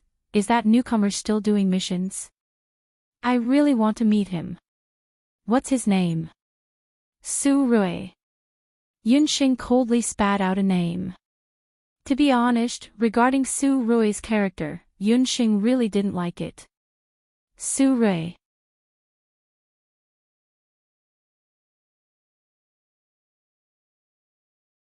Chapter 36. In the luxuriously decorated private room, Su Wan and Fan Shu-jun looked at each other in dismay. In the end, it was Su Wan who took the lead to break the silence between the two people. Do you want me to help you deal with your wounds? Her gaze fell on Fan Shu-jun's wounds. His injuries were quite serious. It's nothing. Fan Shu-jun gasped for breath and sat on a chair at the side. I killed Qin Yufeng. Now I have the ability to recover from wounds in a short period of time. When Fan Shu-jun was stopped by Qin Yufeng on the road, he noticed that Qin Yufeng's breathing was unstable. He and Bai Xiaoyu were both injured. With his keen observation, Fan Shu-jun saw through Qin Yufeng's identity. When the two people were entangled, he killed Qin Yufeng.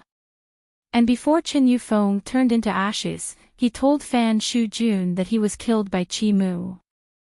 Qi Mu was a ghost. At that time, Fan Shu-jun suddenly remembered that he saw Qi Mu and Su Wan together not too long ago. He didn't have time to think too much and immediately followed the direction in his memory. As a result, he saw Qi Mu's car at the entrance of this shop. Everything happened very quickly. From Fan Shu-jun rushing into Su Wan killing Qi Mu, Fan Shu-jun still couldn't sort out all of this until now. Seeing Fan Shu-jun's contemplative appearance, Su-won didn't speak. She walked in front of Fan Shu-jun and lightly raised her hand to snap her fingers. The wounds on Fan Shu-jun's body healed at a speed visible to the naked eye, and even the bloodstains on his body disappeared without a trace. Fan Shu-jun came back to his senses and looked at Su-won with a surprised and vigilant face. How did you do it? Su-won didn't care and smiled. It's just like what you saw. I killed Chi-mu, and what I obtained was control over the entire nightmare world. What? Fan Shu-jun suddenly stood up, his voice trembling with excitement. You said that Chi-mu, he is. That's right. He's the nightmare. He trapped the 8 of us in this strange world. Su-won's voice was powerful and resonant.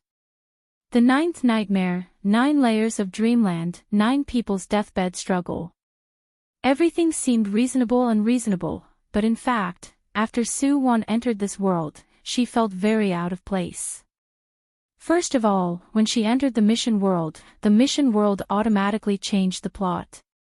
Of course, this kind of thing was not unheard of. Generally, there were several reasons for the plot to be changed. The biggest possibility was that there were outsiders who had entered. So, why did this outsider want to change the plot? In this world of dreams, what ability did he have to change the established plot? The only answer Su-won could think of was that this person could control this nightmare world. If there was someone in this world who could control dreams, then who would that person be? Why did he forcefully change the original plot because of her arrival?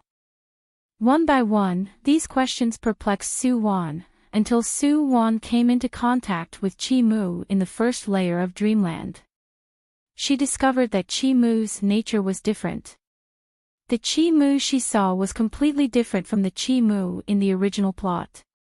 After suspecting that Chi-mu was an outsider, Su-won recalled the phone call she received from Fan Shu-jun in her dream. At first, Su-won thought that it was also controlled by the nightmare, but later, Su-won had a new guess. Why did Fan Shu-jun call her? If it wasn't controlled by the nightmare, who had the ability to penetrate that layer of dreamland and let that phone call connect? Could it be that phone call was made by her future self? Then what was the information he wanted to tell her?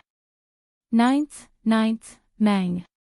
This was indeed the clue that Su-won left for herself. 9th, it indicated the 9th person. And Mang, in fact, Fan Shu-jun said, dream. The actual meaning of this clue was, the 9th person was the nightmare. So, this world was called the 9th nightmare and not the 9-layer nightmare.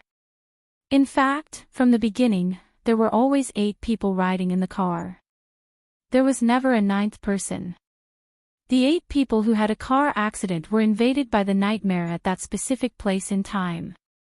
He controlled everyone's thoughts and memories and became the 9th person.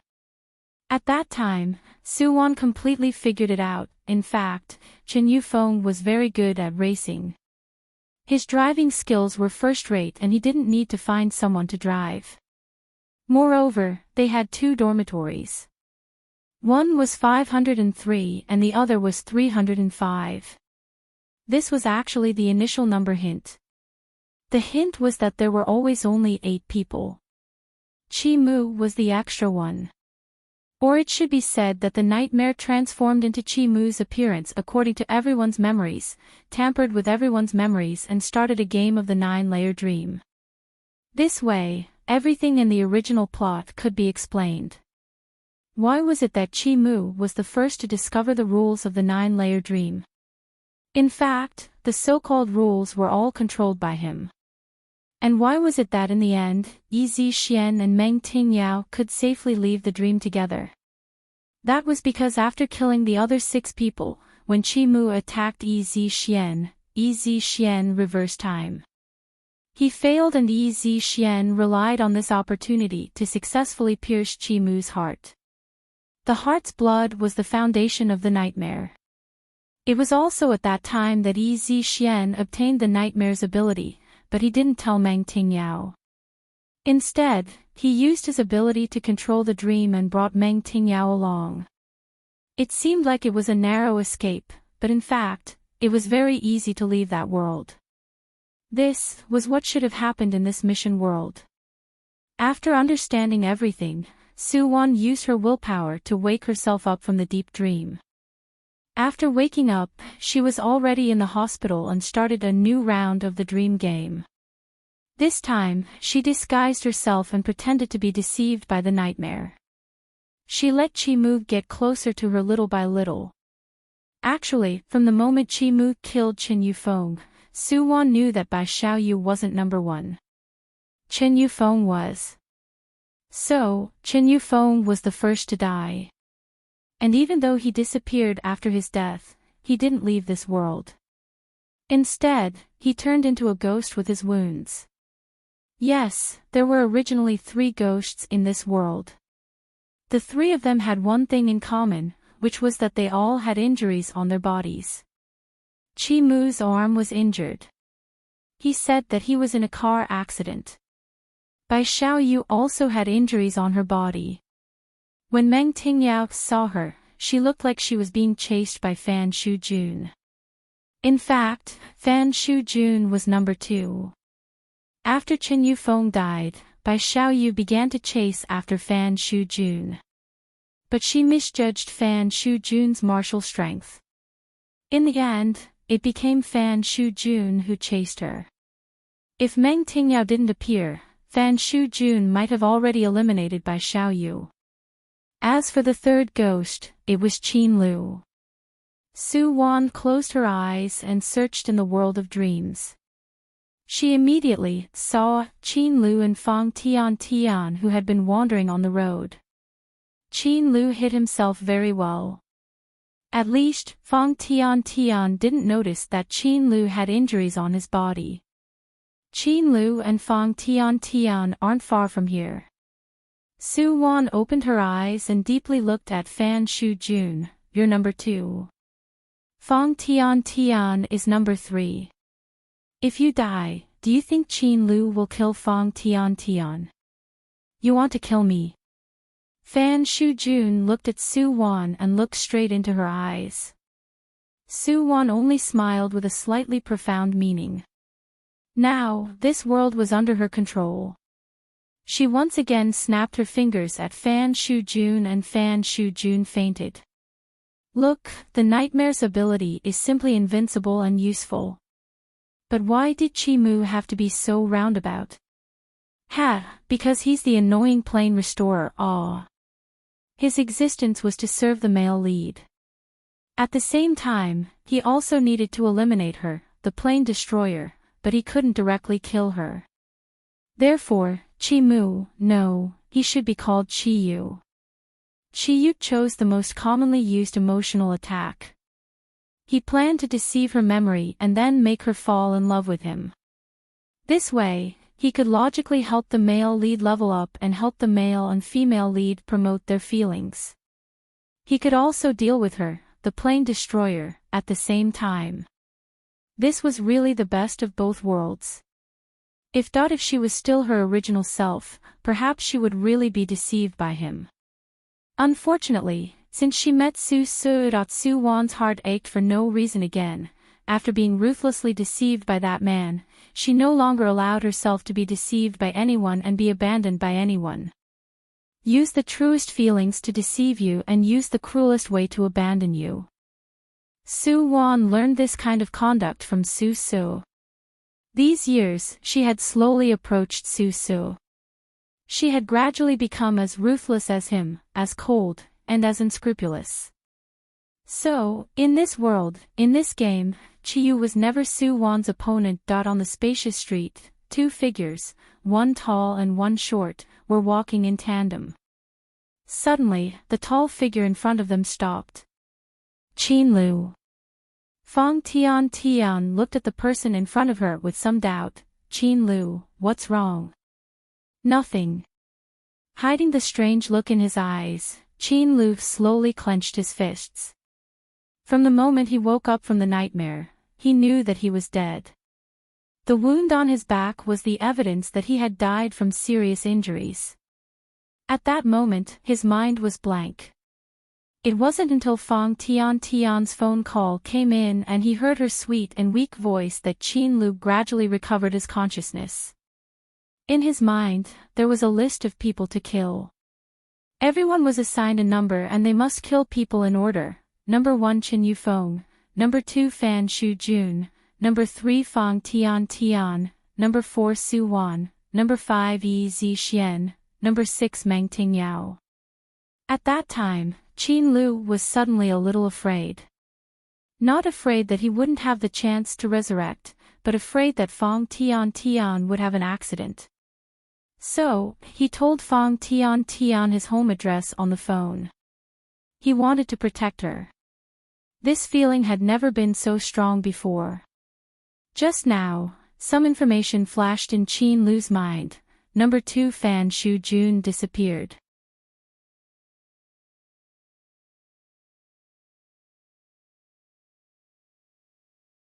Chapter 37.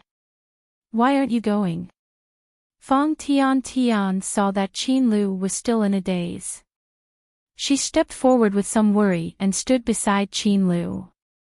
She hesitated, but still raised her hand and gently pulled his sleeve. I suddenly remembered that I left something at home.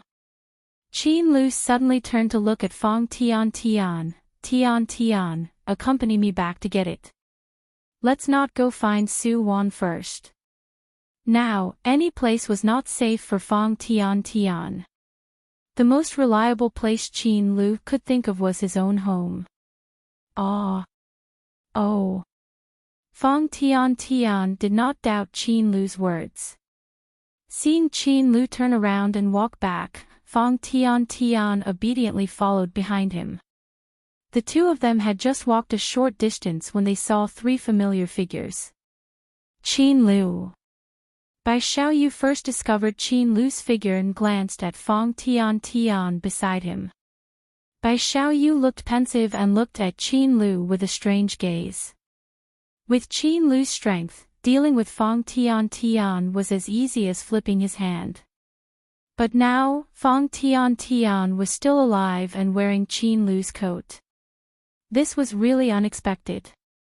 Bai Xiaoyu did not act rashly. She didn't know what Qin Lu was planning and just silently looked at the two people. From the beginning, Bai Xiaoyu knew that she was a ghost. 3 ghosts, 6 people. Although there were few ghosts, they had many targets. Relatively speaking, this situation was very advantageous to them. But in reality, killing a person in exchange for the chance to continue living in that person's place. This sounded very simple, but after familiarizing herself with the rules, Bai Xiaoyu knew how cruel the rules of this world were. When you kill a person, while you get the chance to live, that person will also become a ghost. In other words, there will be fewer and fewer people. If everything goes well, each ghost will kill a person, and the 3 new ghosts will kill the remaining 3 people. Then, in the end, there will be exactly 6 people who can survive. Unfortunately, reality was not a mathematical calculation. At least now, Bai Xiaoyu did not kill a single person. It seemed that Qin Lu did not make a move, and now 2 people have died. According to the rules, there should be 5 ghosts now, and only 4 people left. If things continued to develop like this, the final result would only be mutual annihilation. Bai Xiaoyu, who had always been familiar with the law of the jungle, was also very nervous at this time.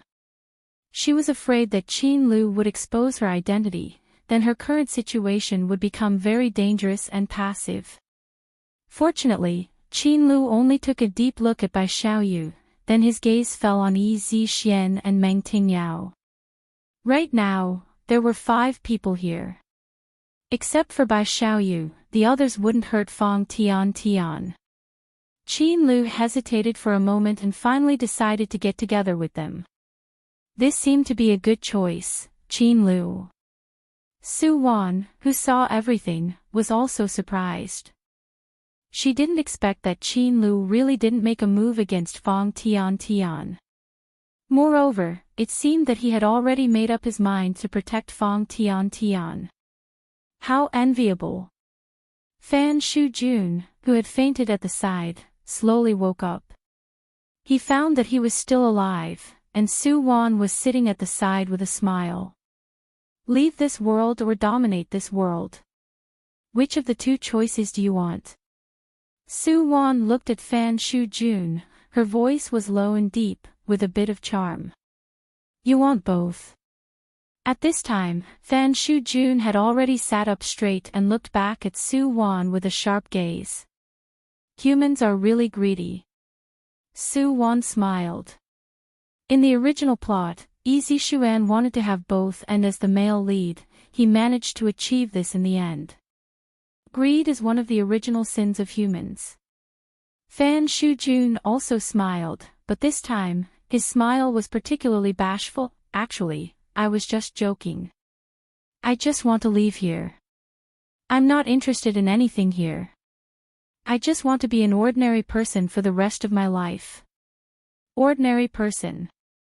Su Wan stared at Fan Shujun. In fact, from the beginning, she had sensed that Fan Shujun was not simple. He was more outstanding than many people, and this kind of person with sharp thinking, outstanding IQ, and high martial strength, was only willing to be a gaming otaku.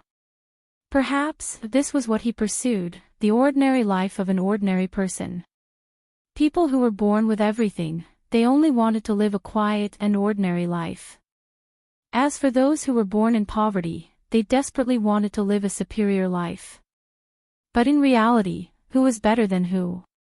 Even if people were divided into 3, 6, and 9 classes at birth, everyone was still given equal opportunities to pursue happiness and dreams. Happiness in life, value in life, was never measured by money and status. Fan Shujun saw it clearly from the beginning, and Yi Zixian's heart was blinded by this sudden ability. Fan Shujun, I'll give you 2 tasks. As long as you complete them, I'll let you leave this world. Deal. Ah! Yi Zixian shouted and sat up from the bed. The pain in his body seemed to have not disappeared. Opening his eyes, he looked at the strange yet familiar dormitory. Yi Zixian did not return to his senses for a long time. Zixian. At this time, Chen Yufeng, who was sleeping on the upper bunk, suddenly bent down and looked at the sweating Yi Zixian. Did you have a nightmare? You're screaming so horribly. Chen Yufeng. Looking at Chen Yufeng's tender and real face, Yi Zixian's heart was even more confused. Wasn't he killed by the Demon Master and a group of Demon Kings in the 13 layers of hell? Why did he return to the dormitory when he was in university? And he actually saw Chen Yufeng, who was personally killed by him that year. For a moment, Yi Zixian's head was in a mess. At this time, the dormitory's door was pushed open. Wearing a large set of pajamas and glasses, Fan Shujun walked in like a ghost. Seeing Yi Zixian and Chen Yufeng, Fan Shujun seemed to be a bit surprised. Zixian, why are you so late? Didn't you say you were going to Tianqing Street to pick a birthday present for Su Wan today? Tianqing Street, birthday present, Su Wan. Yi Zixuan's mind exploded, and his gaze gradually became deep and dangerous. Could it be that he was reborn? Moreover, he was reborn to the day he broke up with Su Wan. Yi Zixian remembered this day and everything that happened on this day very clearly. This was not because he missed his past girlfriend, but because on this day, he bought a jade pendant that changed his life on Tianqing Street. At this point, Yi Zixian did not have time to think about other things. He hurriedly put on his clothes and dashed out of the dormitory. Fuck, so anxious, in a hurry to reincarnate. Chen Yufeng looked at Yi Zixian's figure and couldn't help but mutter. Hearing his words, Fan Shujun only smiled mysteriously. Who knows? Maybe he really is in a hurry to reincarnate. The whole way, he was nervous and excited to Tianqing Street. From afar, Yi Xian saw the small jewelry store where he bought the jade pendant. He rushed into the store like he was flying, but the result was that he was stunned at the door. Meng Tingyao, who was wearing a white dress, was like a fairy in a dream. She quietly stood in the store, and in her hand, she was holding the jade pendant that originally belonged to Yi Xian. Yi Xian was absent-minded for a moment. In his previous life, he and Meng Tingyao were a couple. At that time, they were trapped in the 9-layer nightmare world. Yi Xian used his ability to kill the real nightmare and obtained his ability. Then he hid his real ability and took Meng Tingyao to escape from the dream with a narrow escape. Yi Xian had to admit that at that time, he was selfish. He liked Meng Tingyao and wanted to obtain her heart.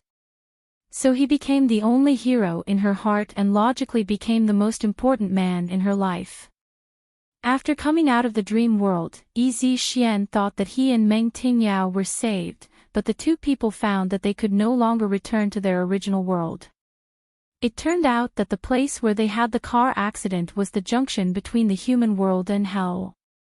The souls of the 8 people were pulled into the hell world, and the nightmare they experienced at the beginning was only the first layer of hell's test. The hell world had a total of 18 layers.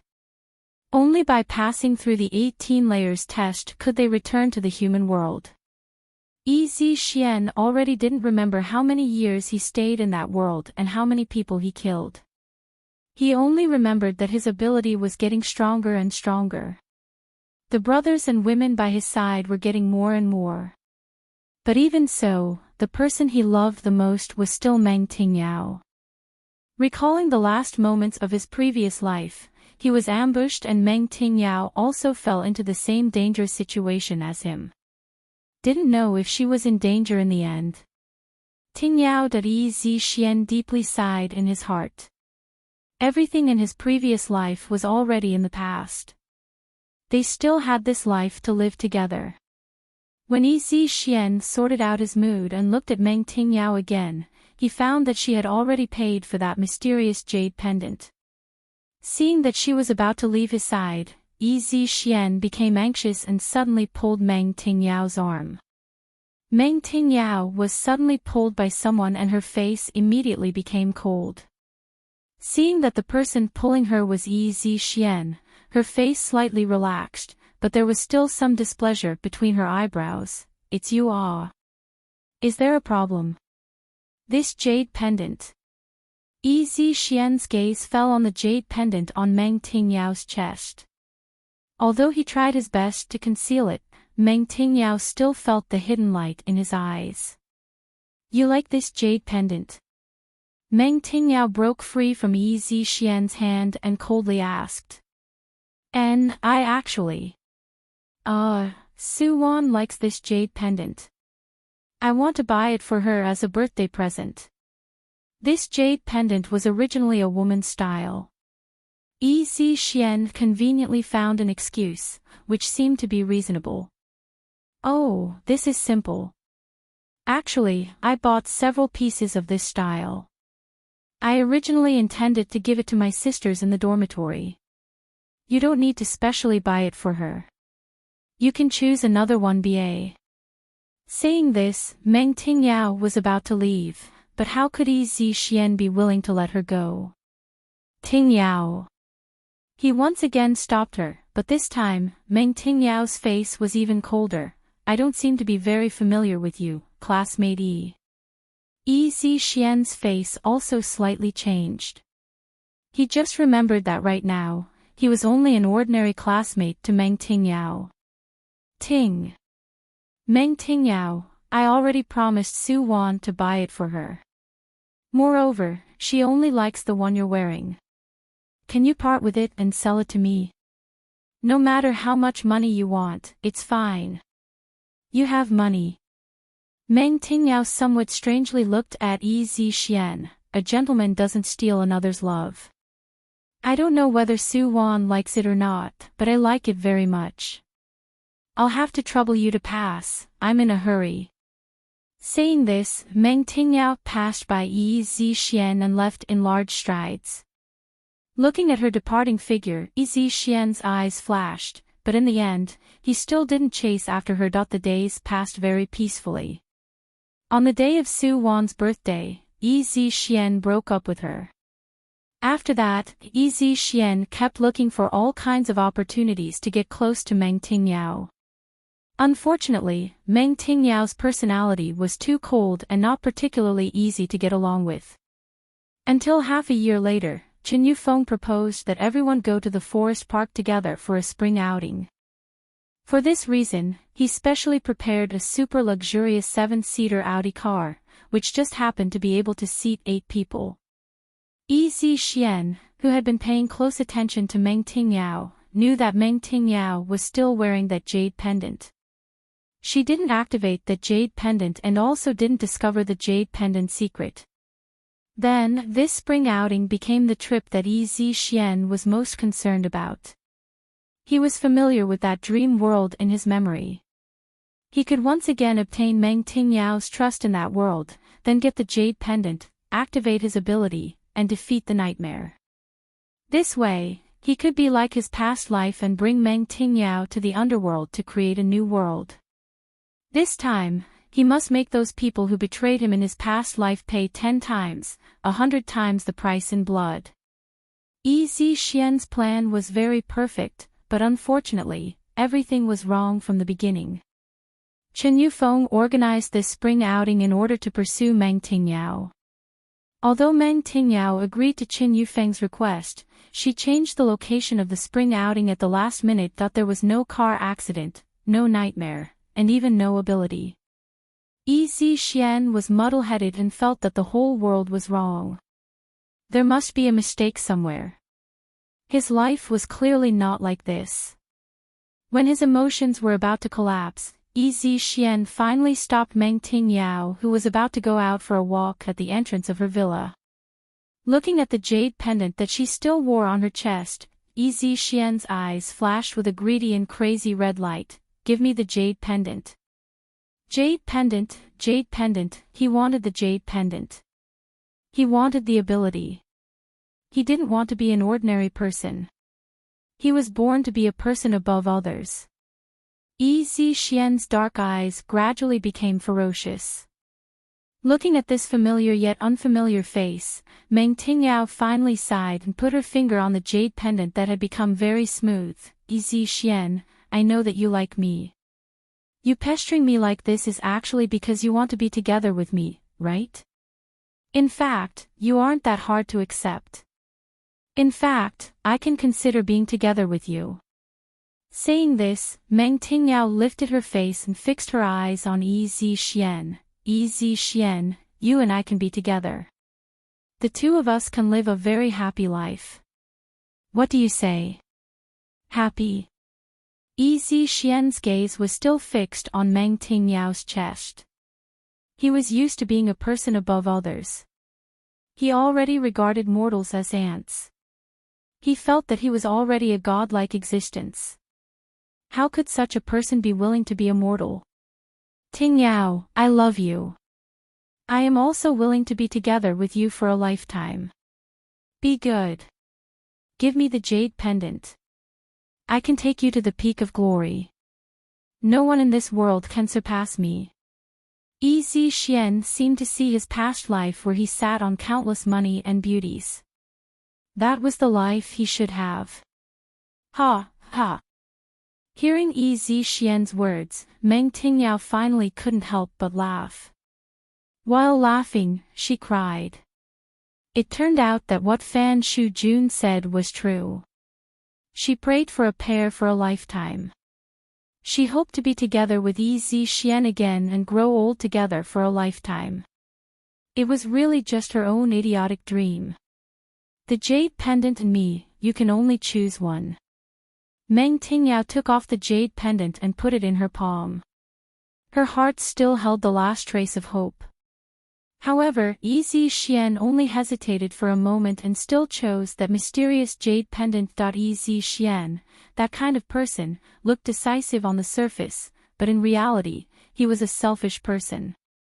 Su-won quietly watched as Yi Zi-xian happily took back his ability and quietly watched as Meng Tingyao sadly turned around and left.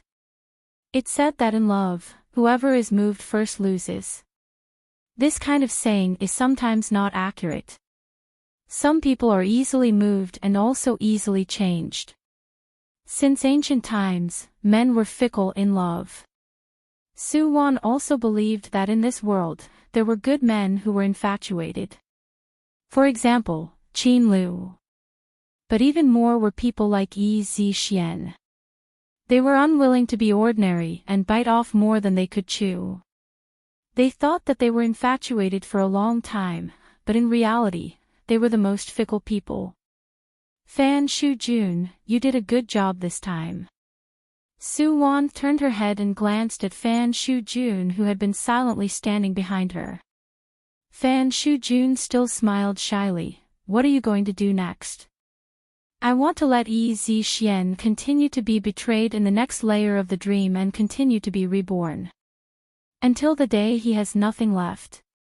Su-won's voice was very calm, without a trace of coldness, but Fan Shu-jun felt cold all over. Women really are terrifying creatures. Fan Shu-jun didn't understand why Su-won wanted to torture Yi Zi-xian like this, but he also didn't intend to ask further. He and Su-won were only business partners, or it could be said that they had a subordinate relationship. Whatever she ordered, he would do.